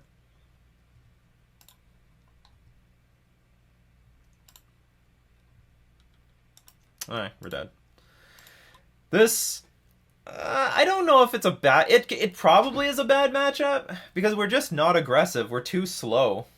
We're just a little too slow against them. We have interaction, but it's not... I don't know if it's meaningful enough. The best is like get a 1-drop on the battlefield and start really putting the screws to them, and then try to kill them by turn 4. Just like in this game where we were getting creatures on the battlefield, and then we use that force of negation on that one critical, like on that one turn, in order to like push enough damage. But it didn't work out in this game at all. Or should I have let the repeal resolve and I just replay the Lord? Because that also, I can't remember how much mana I had out at the time, but maybe that tempoed me out a little bit with the deprive. It's a tough spot, really tough spot. It happens. I think our deck is just because we're both playing like a control deck, but our late game is way less powerful. So our best thing to do against them is to get underneath them very early, and we just didn't have that early game. I'm not preparing for this deck because this is the first time in like, I don't know, a year I've seen this deck. It's been a while. It's been a while. But anyway, that was round 3. Let's move on to round 4. We won the die roll. Cavernous Souls gives and Cavernous Souls taketh away. This is very similar to another hand that we had earlier today. Because the click again needs like 2 blue mana sources now. And the deprive is also, I have to mulligan this. It's close. I can keep this. I still need some more mana sources with the Brazen Borrower, but I think I can live with this. At least I can interact a little bit with the Dismember early on in the game. I've been asked to, clarify what kind of 1-land hands are good, and 1-land hands are usually fine when you have other 1-mana interaction, and I would say Dismember qualifies. Well, that sucks, but we're going to get a Silvergill Adept eventually. Well, maybe. Artifact Destruction. Sure. Swift Spear. I will Dismember it no matter what they do.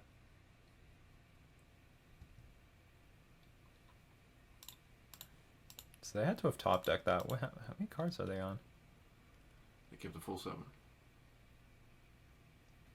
Yeah, no turn 1 play. And then they didn't play like Steamkin or something on their second turn. So it's a little fishy. You gotta dig for that island. That's the thing, I don't need to dig for that island. Well, I would like to rip some lands. I just hope I don't get lava darted here. I mean, I guess if I rip a land, I can attack the Mutavault this turn.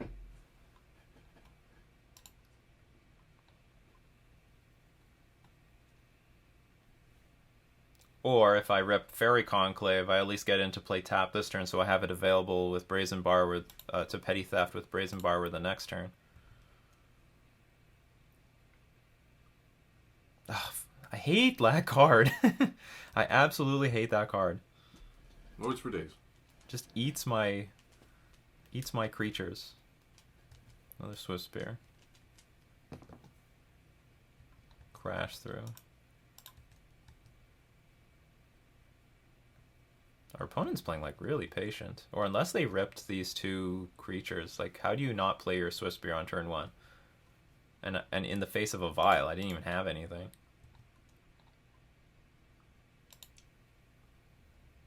Well, this is a bit annoying for a deck that has 22 lands. So Deprive is dead.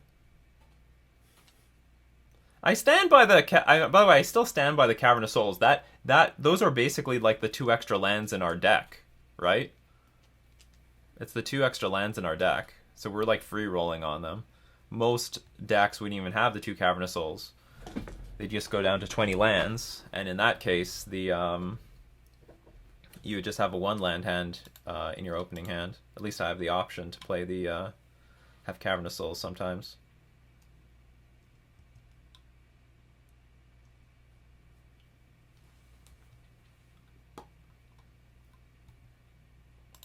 Okay, let's see what we can do with these lords. They have a full grip of cards in their hand. I would love an island here, because that would help me play It's petty theft. Give me a lot of insurance. Oh, excellent. Insurance arrived. Insurance arrived. Here's the insurance.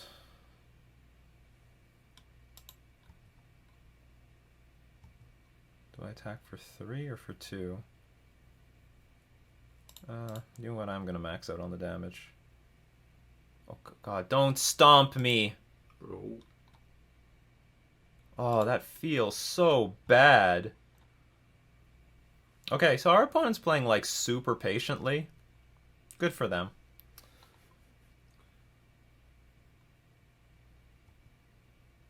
So that means I have to play patiently. I should be familiar with, I should try to get familiar with their deck lists right now. Yeah, passing the turn would put them in like a real crunch.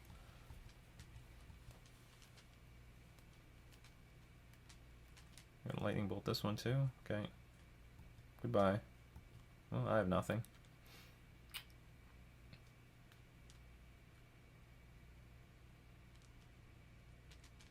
Well, that sucks, but what I can do is I can Brazen Bar with a Bedlam Reveler back to their hand. At least they don't have a Bedlam Reveler. Because they have to discard it to the Petty Theft. Or, sorry, they have to discard it to the discard hand thing. They get 3 fresh cards. Light up the stage. 2 Bedlam Revelers.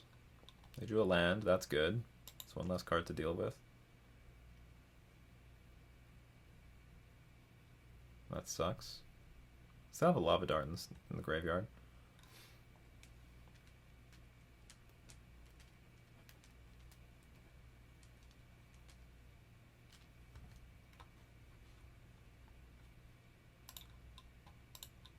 All things considered, I guess we're doing okay. Like, we had our clunky start. No. I'll say yes to this one.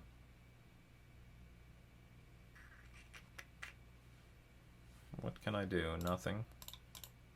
Let's attack. I'm not going to play my lord. Maybe I should.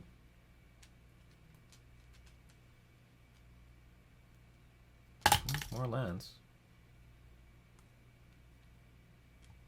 Yep.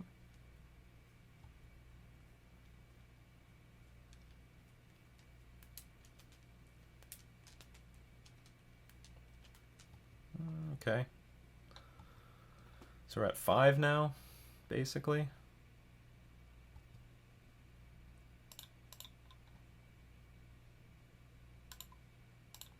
Because of the Lava Dart in the graveyard. What else is in this graveyard? Yeah, the Lava Dart. Interesting that they didn't try to cash in on their light up the stage.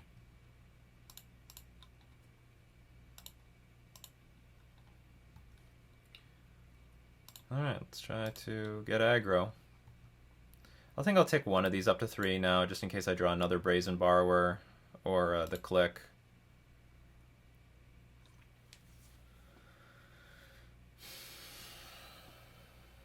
Attack for 5, play this. Is that worth it? Probably. It's probably worth getting this creature on the battlefield. I have to name... What do I... So what's the better thing? I name Fairy or Rogue? I guess Fairy, because I can hardcast Vendilion Click if necessary. Well, where's Fairy? They didn't even give me the option here. It's supposed to automatic... Oh, I guess it's not... I guess it's technically not in play. It's in exile.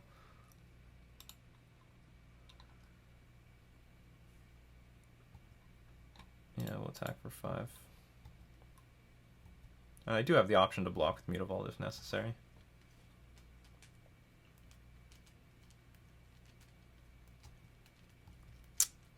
Looks like I have to block with Mutavault now.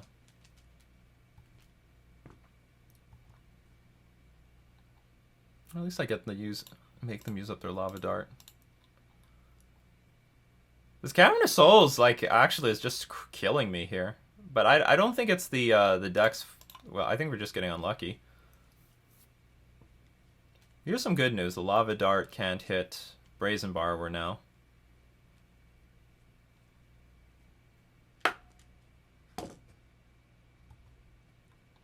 So that's some good news.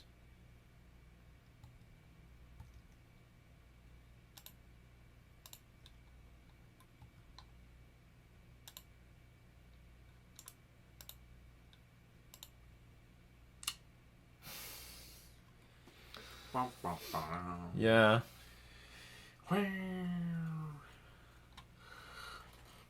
Swing for 2.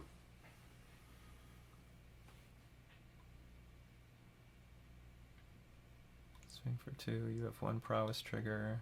I guess that's... But this is slow. Maybe he doesn't get any If I prowess attack trigger. for 5, I put my opponent down to 8. I still don't have them dead. Okay, I guess we have to play it slowly. Don't draw anything, please. I've already been pretty lucky with what you've drawn. Oh, light up the stage? Okay. Please draw, I don't know. Lands. Land creature. Garbage. Kiln and a burst lightning. Can't beat either of them. Well, I could, in theory, but it's not going to happen this time. Dang. Close but no donut. Burn doing what it do. Well, prowess.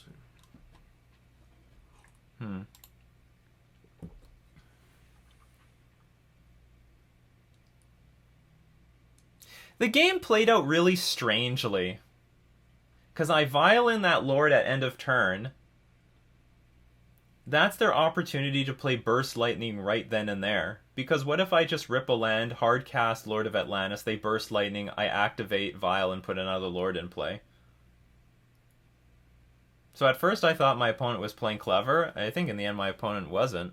I don't know. I don't know what their thought process was. So we're gonna bring in the Chalice. We take out the Spreading Seas. Well, yeah, we bring in Relic and we take out 2 Deprives. Alright. So far this sort of build has been doing well. Mostly because the 1-drops aren't important. The best things to do on turn 1 is either like Ether Vial or Dismember. This is a Why does it do this? Why does it do this? Okay, mulligan. Oh my god, Castle Vantress is a liability. I think Castle Vantress has to go. I have to mulligan this too. All those other hands were good. This is just crappy. What are they at? They're fine. They're at 7? Like, this hand can't win now. This hand has just, like I said, I don't really like Deprive. This might be another game where we go to 3. Okay, I can keep this. This is the best. I think I'll keep Silver Gill Adept around too. So we have to get rid of this, this, and this, and hope to draw Merfolk. You're the best around. And of course, this could just get crushed by, like, say, a Braid, but hey, it's my best shot.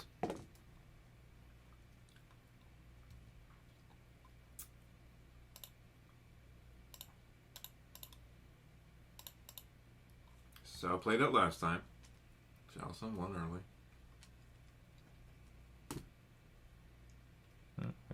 Okay, Manamorphose is fine. That doesn't add anything to the board.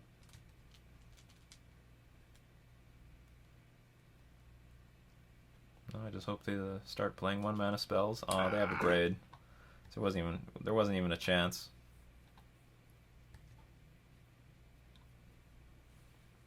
And this is not Merfolk. Well, at least we can bounce the Swift Spear.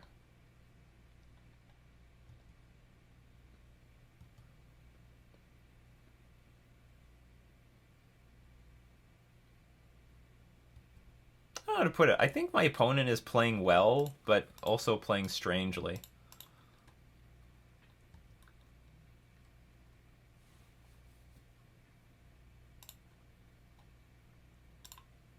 What a diverse board of mana. I think I have to play the Brazen Bar. Anyway, we're just lost. If they could kill the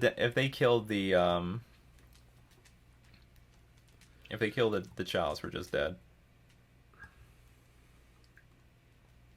Man, we have no answer to the Kiln Fiend unless we rip a Dismember off the top of the deck.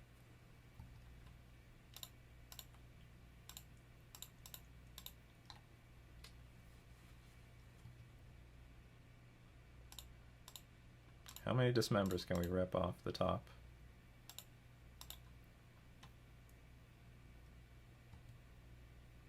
1.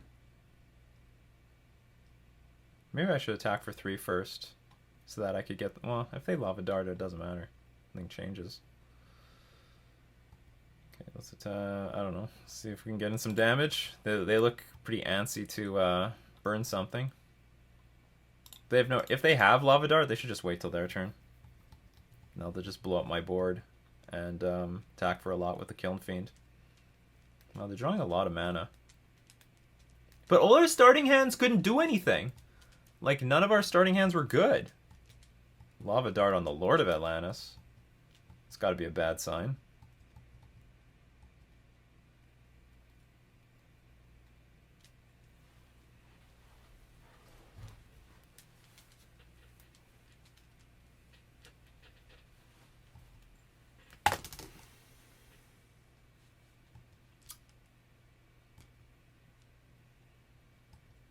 Boo.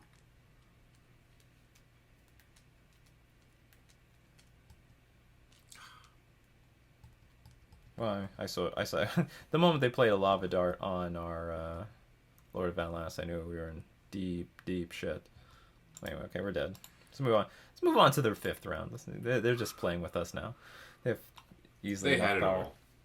all. No, they didn't have it all. We mulliganed too much. We just mulliganed way too much. Game 1, I don't know. Maybe we could have won that one. Well, we had a clunky hand with Cavern of Souls. It ended up being like terrible. But remember, it's our extra land. I'm playing with 22 lands in this deck. If we didn't have any Cavern of Souls, like we would have 4 Mutavaults, 16. We have 16 blue sources as usual. Nothing unusual.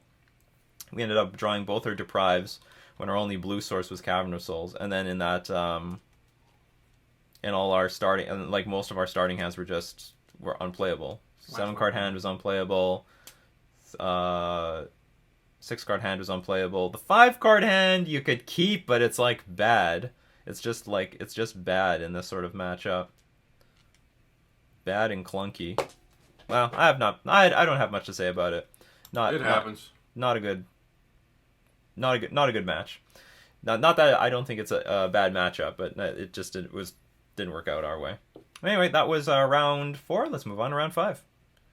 We lost the die roll, but It's a good hand. actually I don't think it's a good hand, but I guess we'll keep it. Should we keep it? Hi, good luck. I think we might play the same deck. Well, that's not good news. If I'm up against Merfolk, I want to dump this thing. Does it begin with 7 cards? Okay. I think we might play the same deck. Look at that avatar. Looks pretty. Oh, that throws me off so much. Okay, I'm going to keep this anyway. It's got creatures in it, but it's not... I hope they're confusing me for someone else, but what are the odds that that's happening? Big fan. Big fan, by the way. Well, that's not good news. Alright, Ether Vial. We are going to get crushed. Well, maybe... I'm playing the island first because I need to dismember whatever the hell they play. We'll go island into Castle Vantress. I mean, we can still win, but it's not looking good. Oh, they're playing mono blue. It got tricky. Yeah, they got tricky. We got our own... well, thank you. Okay, pass. I can play Fairy Conclave on turn 3. Maybe I'll play the Mutavault, I'm not sure.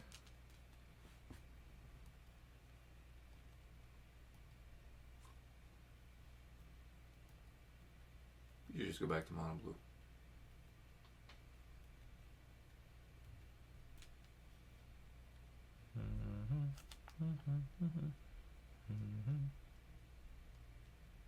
Reveal Master of Waves.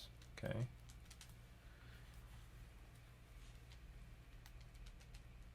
Mutavault.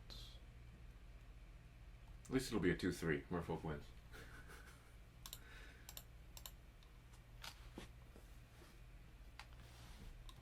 We need to rip a lot of gas off the top of our deck to have a shot in hell at winning this. Okay, one good thing is the Trickster can hit the Master of Waves.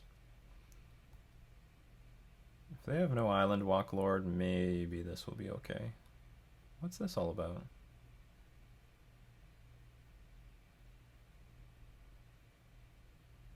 Okay.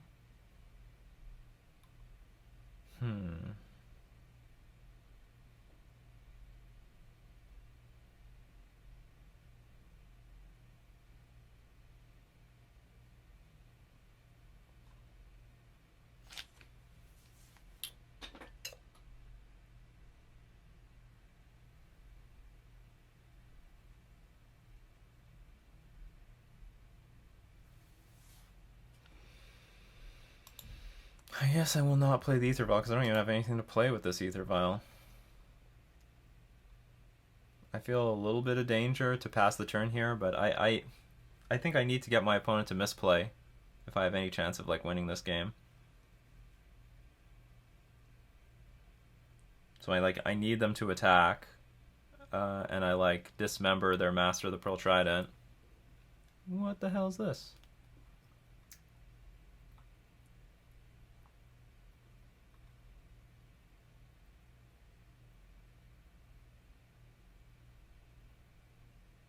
Okay, I will block.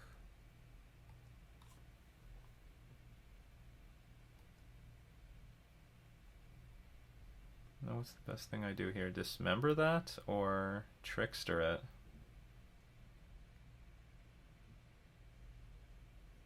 Probably Dismember, because I have to get rid of this thing forever.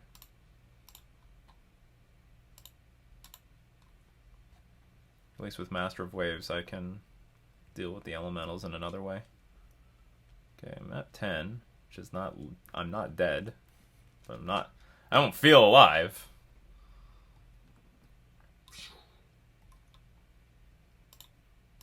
Well, this is the best I could hope for, and frankly, I'm not particularly feeling safe.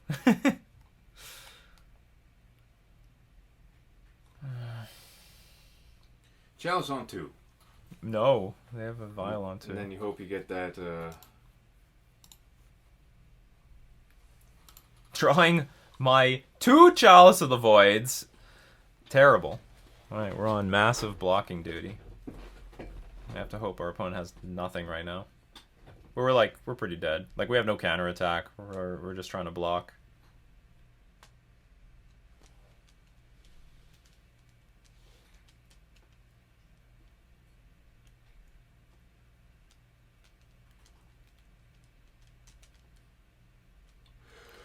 There might have been another possibility of trying to block with the Mutavault in that last turn and keep the Merfolk Trickster on the battlefild. Or, like, keep a Merfolk Trickster in my hand. Well, whatever this is, I'm dead. Okay. I did nothing. Oh, you're going to play another Master of Waves? Sure. Damn. Many Master of Waves. Poof. Now what's going to happen? Attack these 2 creatures?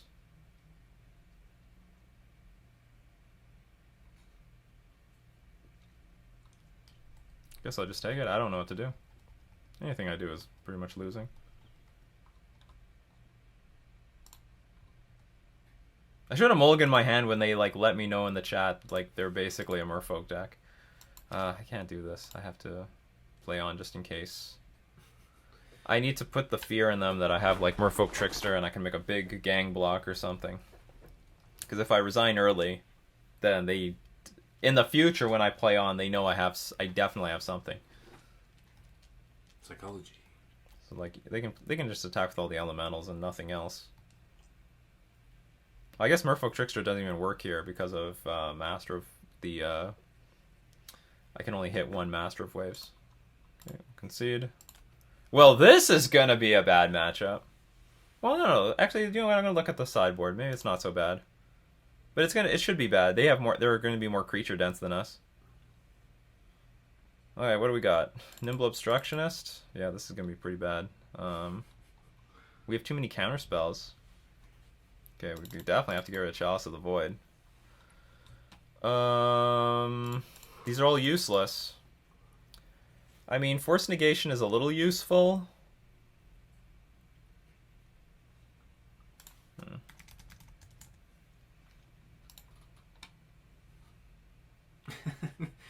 I guess it's a free way. Said that one. I guess I'll bring in all the. Do I bring this in? I can at least force negation their Ether Vial. And for free, I can counter something. Unless they have no. Well, I'm on the play, so deprive may not be that bad. Okay, I'll actually play with all the deprives. If they don't have Cavernous Souls or Ether Vial, it won't be too bad on the play, and I'll have 2 Spreading Seas for Mutavaults. But we are in a lot of trouble. We are in a lot of trouble. Who went first this game? Them? Yeah. Well, the hand's a hand. We'll keep it. Yeah. Even if I had like a competent Merfolk deck against another Merfolk deck, I don't know if this would be good enough. Or so like it's a pretty random matchup. Okay, we'll just pass. The hand is okay. We'll chub meatballs around here. She's exploring. Well, that sucks.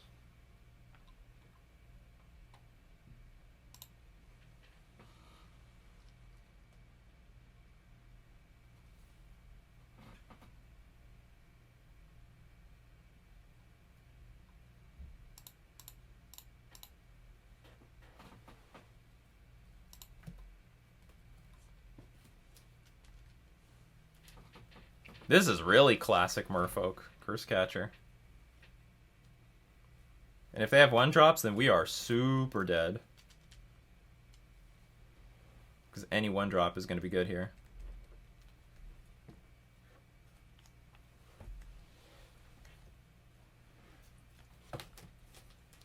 Okay, this is interesting. This game turned interesting because they played a Lord of Atlantis. Because now I can just kill off the other creep. I have Island Walk. What the heck? Yeah. What's going on, man? Not even that, but the art on this card. Oh, 7th edition. I like that actually a lot better. Some people love that art. Alright, so we'll attack with Silver Gill Adept, and I guess we're just going to start playing creatures. I can also even try to deprive something. I guess I don't want to really play this Dismember, but we'll see. We'll definitely play it on that.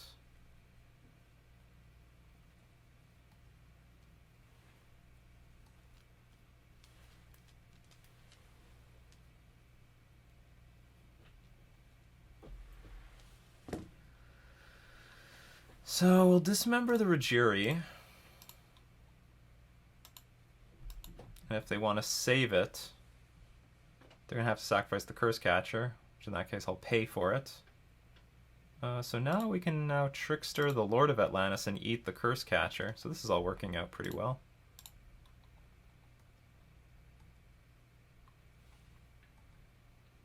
And Lord of Atlantis is still on the battlefield to help us. Which is all good.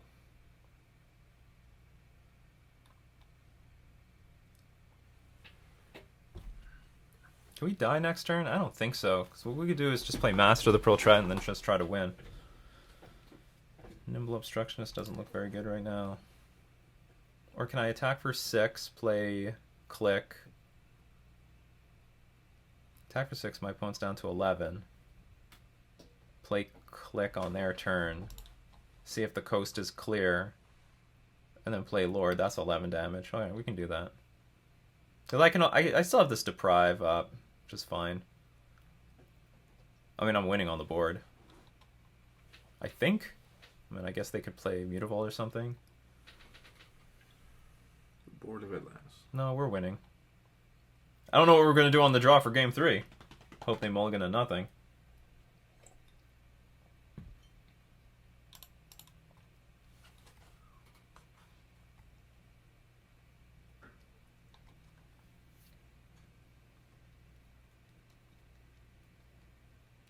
Tap out for that Master Wave.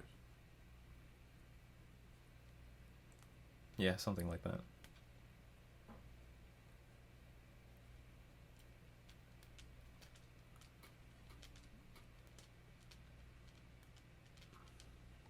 Okay, Master of the Pearl Trident. Not good enough.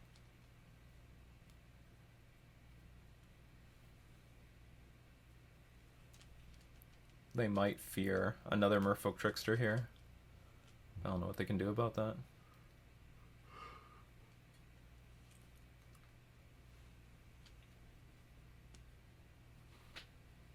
Okay.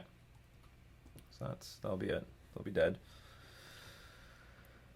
I'll take a peek at their deck. From their perspective, they have nothing else to do. They just have to go for it here.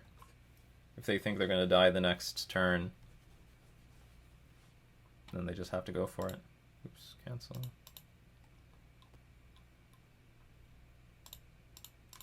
If they have Gut Shot, that will kill me. That might get me if they have Gut Shot in their hand. Oh no, it will shock them? No, but they go to 9, they live.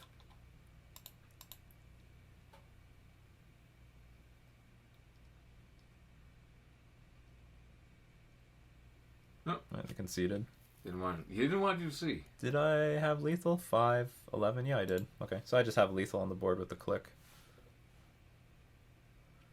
Okay, so now that I'm on the draw, I don't want the Deprive, so I want the Force of Negation so I can at least counter a turn 1 Ether Vial. That could help.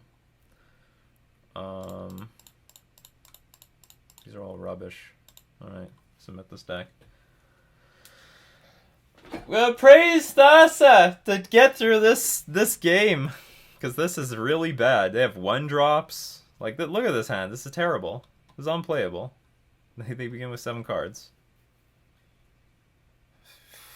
Kill something, bounce something. Seize is bad.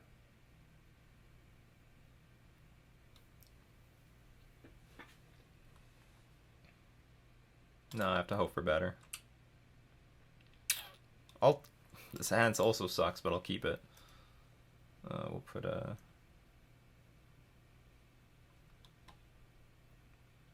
maybe a Conclave on the bottom. I don't know what I'm going to do with these C's, though. Well, one can be flipped to the... Yeah, one can draw a card. One cancel. There's at least mana. Force negation something. Yeah, that Play turn 1 this. Ether Vial.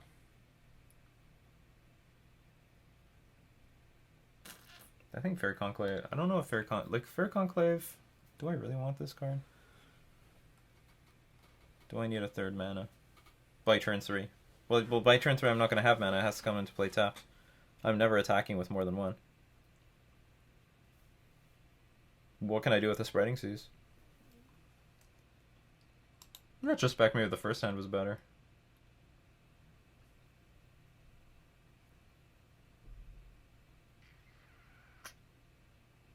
I'm going to keep the mana. More mana, more problems. Okay, turn 1 Ether Vial, and you're on a 1 land hand with Mutavault. That's what we're hoping for here. Nope. Okay. Half the prophecy was fulfilled.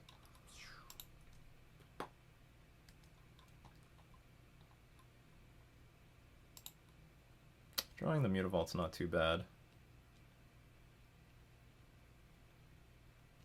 Although all of this is just going to be really slow. Well, they have Lord of Atlantis again, that helps. And it might be the only Merfolk in their hand because they revealed it. Okay. Alright, yeah. Also, I haven't put an island in play yet, so they don't have Island Walk.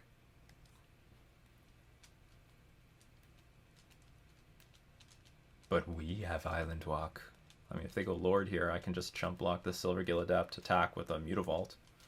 Play Fairy Conclave, play Mass of the Pearl Trident next turn.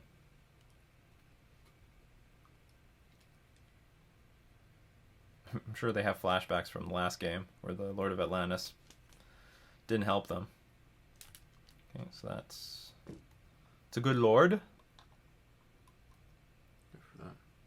Definitely chump block here. We are not the aggro.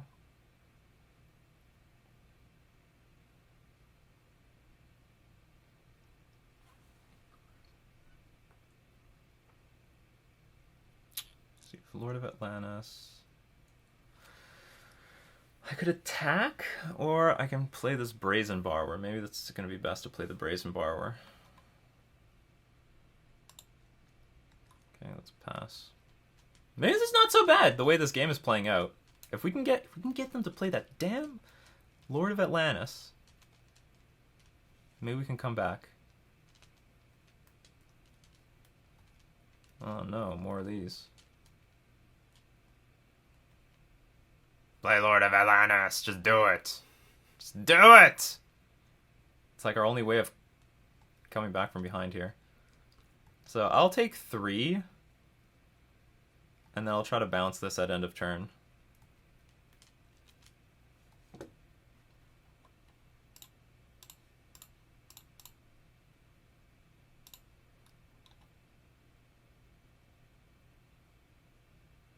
Okay, so that hopefully tempos them out a little bit. More non-islands. It's useful. So can I attack for 3 now?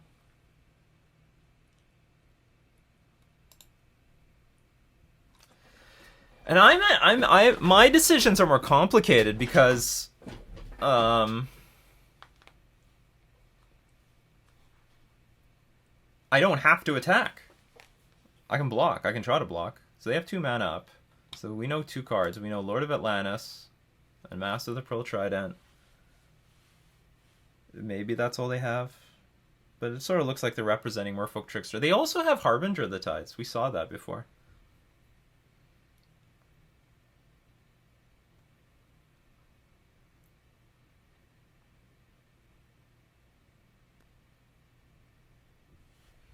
I play Master of the Pearl Trident. Pass. They play Master of the Pearl Trident. I could try to double block one of them.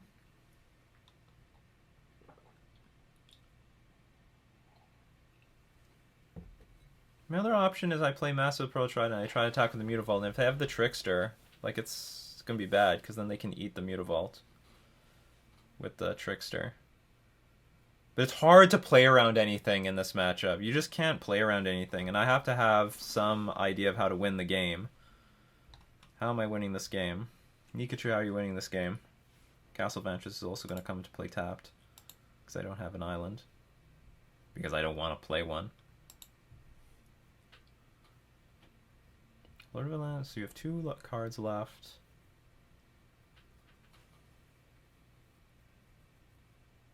Yeah, you just play the Mutavault and then the Lord. Well, I'm definitely going to play the Mutavault and the Lord. The question is, do I attack with anything? Nah.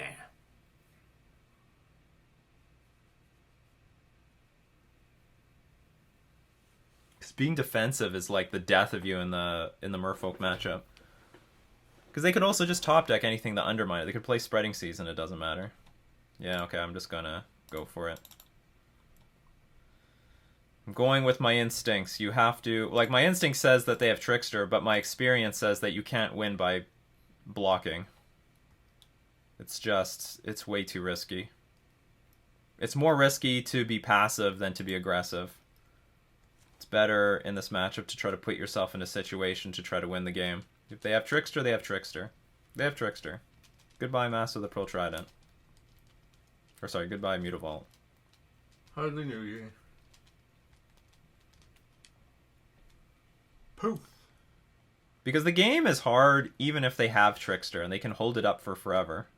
So they're going to attack me for 7 here, and then threaten to kill me next turn. No, they still don't threaten to kill me. Because they still don't have Island Walk. Why do they keep doing that? Okay, so they're just saying, alright, beat this. In some cases I can.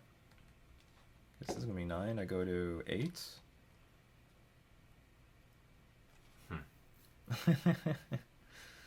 Funny.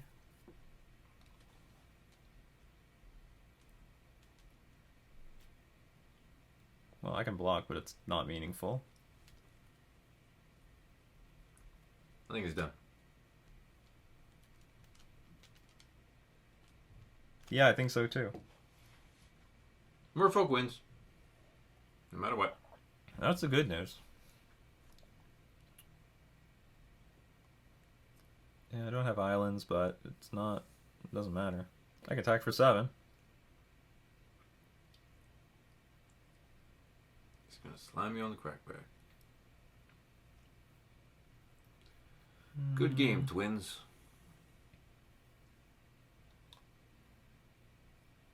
Is there any way I can block anything? The sad thing is I can't, like, I want to play this Lord of Atlantis, but... Just helps them. Yeah. If I could activate the Mutavault, it wouldn't be too bad, because then I could make a big block. But in order to play Lord of Atlantis and activate Mutavault, I need... Okay, what are the conditions? Unless you control an island. I do not. Control a lot of blue mana. None of them are islands. It is a mystery. If I kill this... I need to block with 3 things. I can't do it.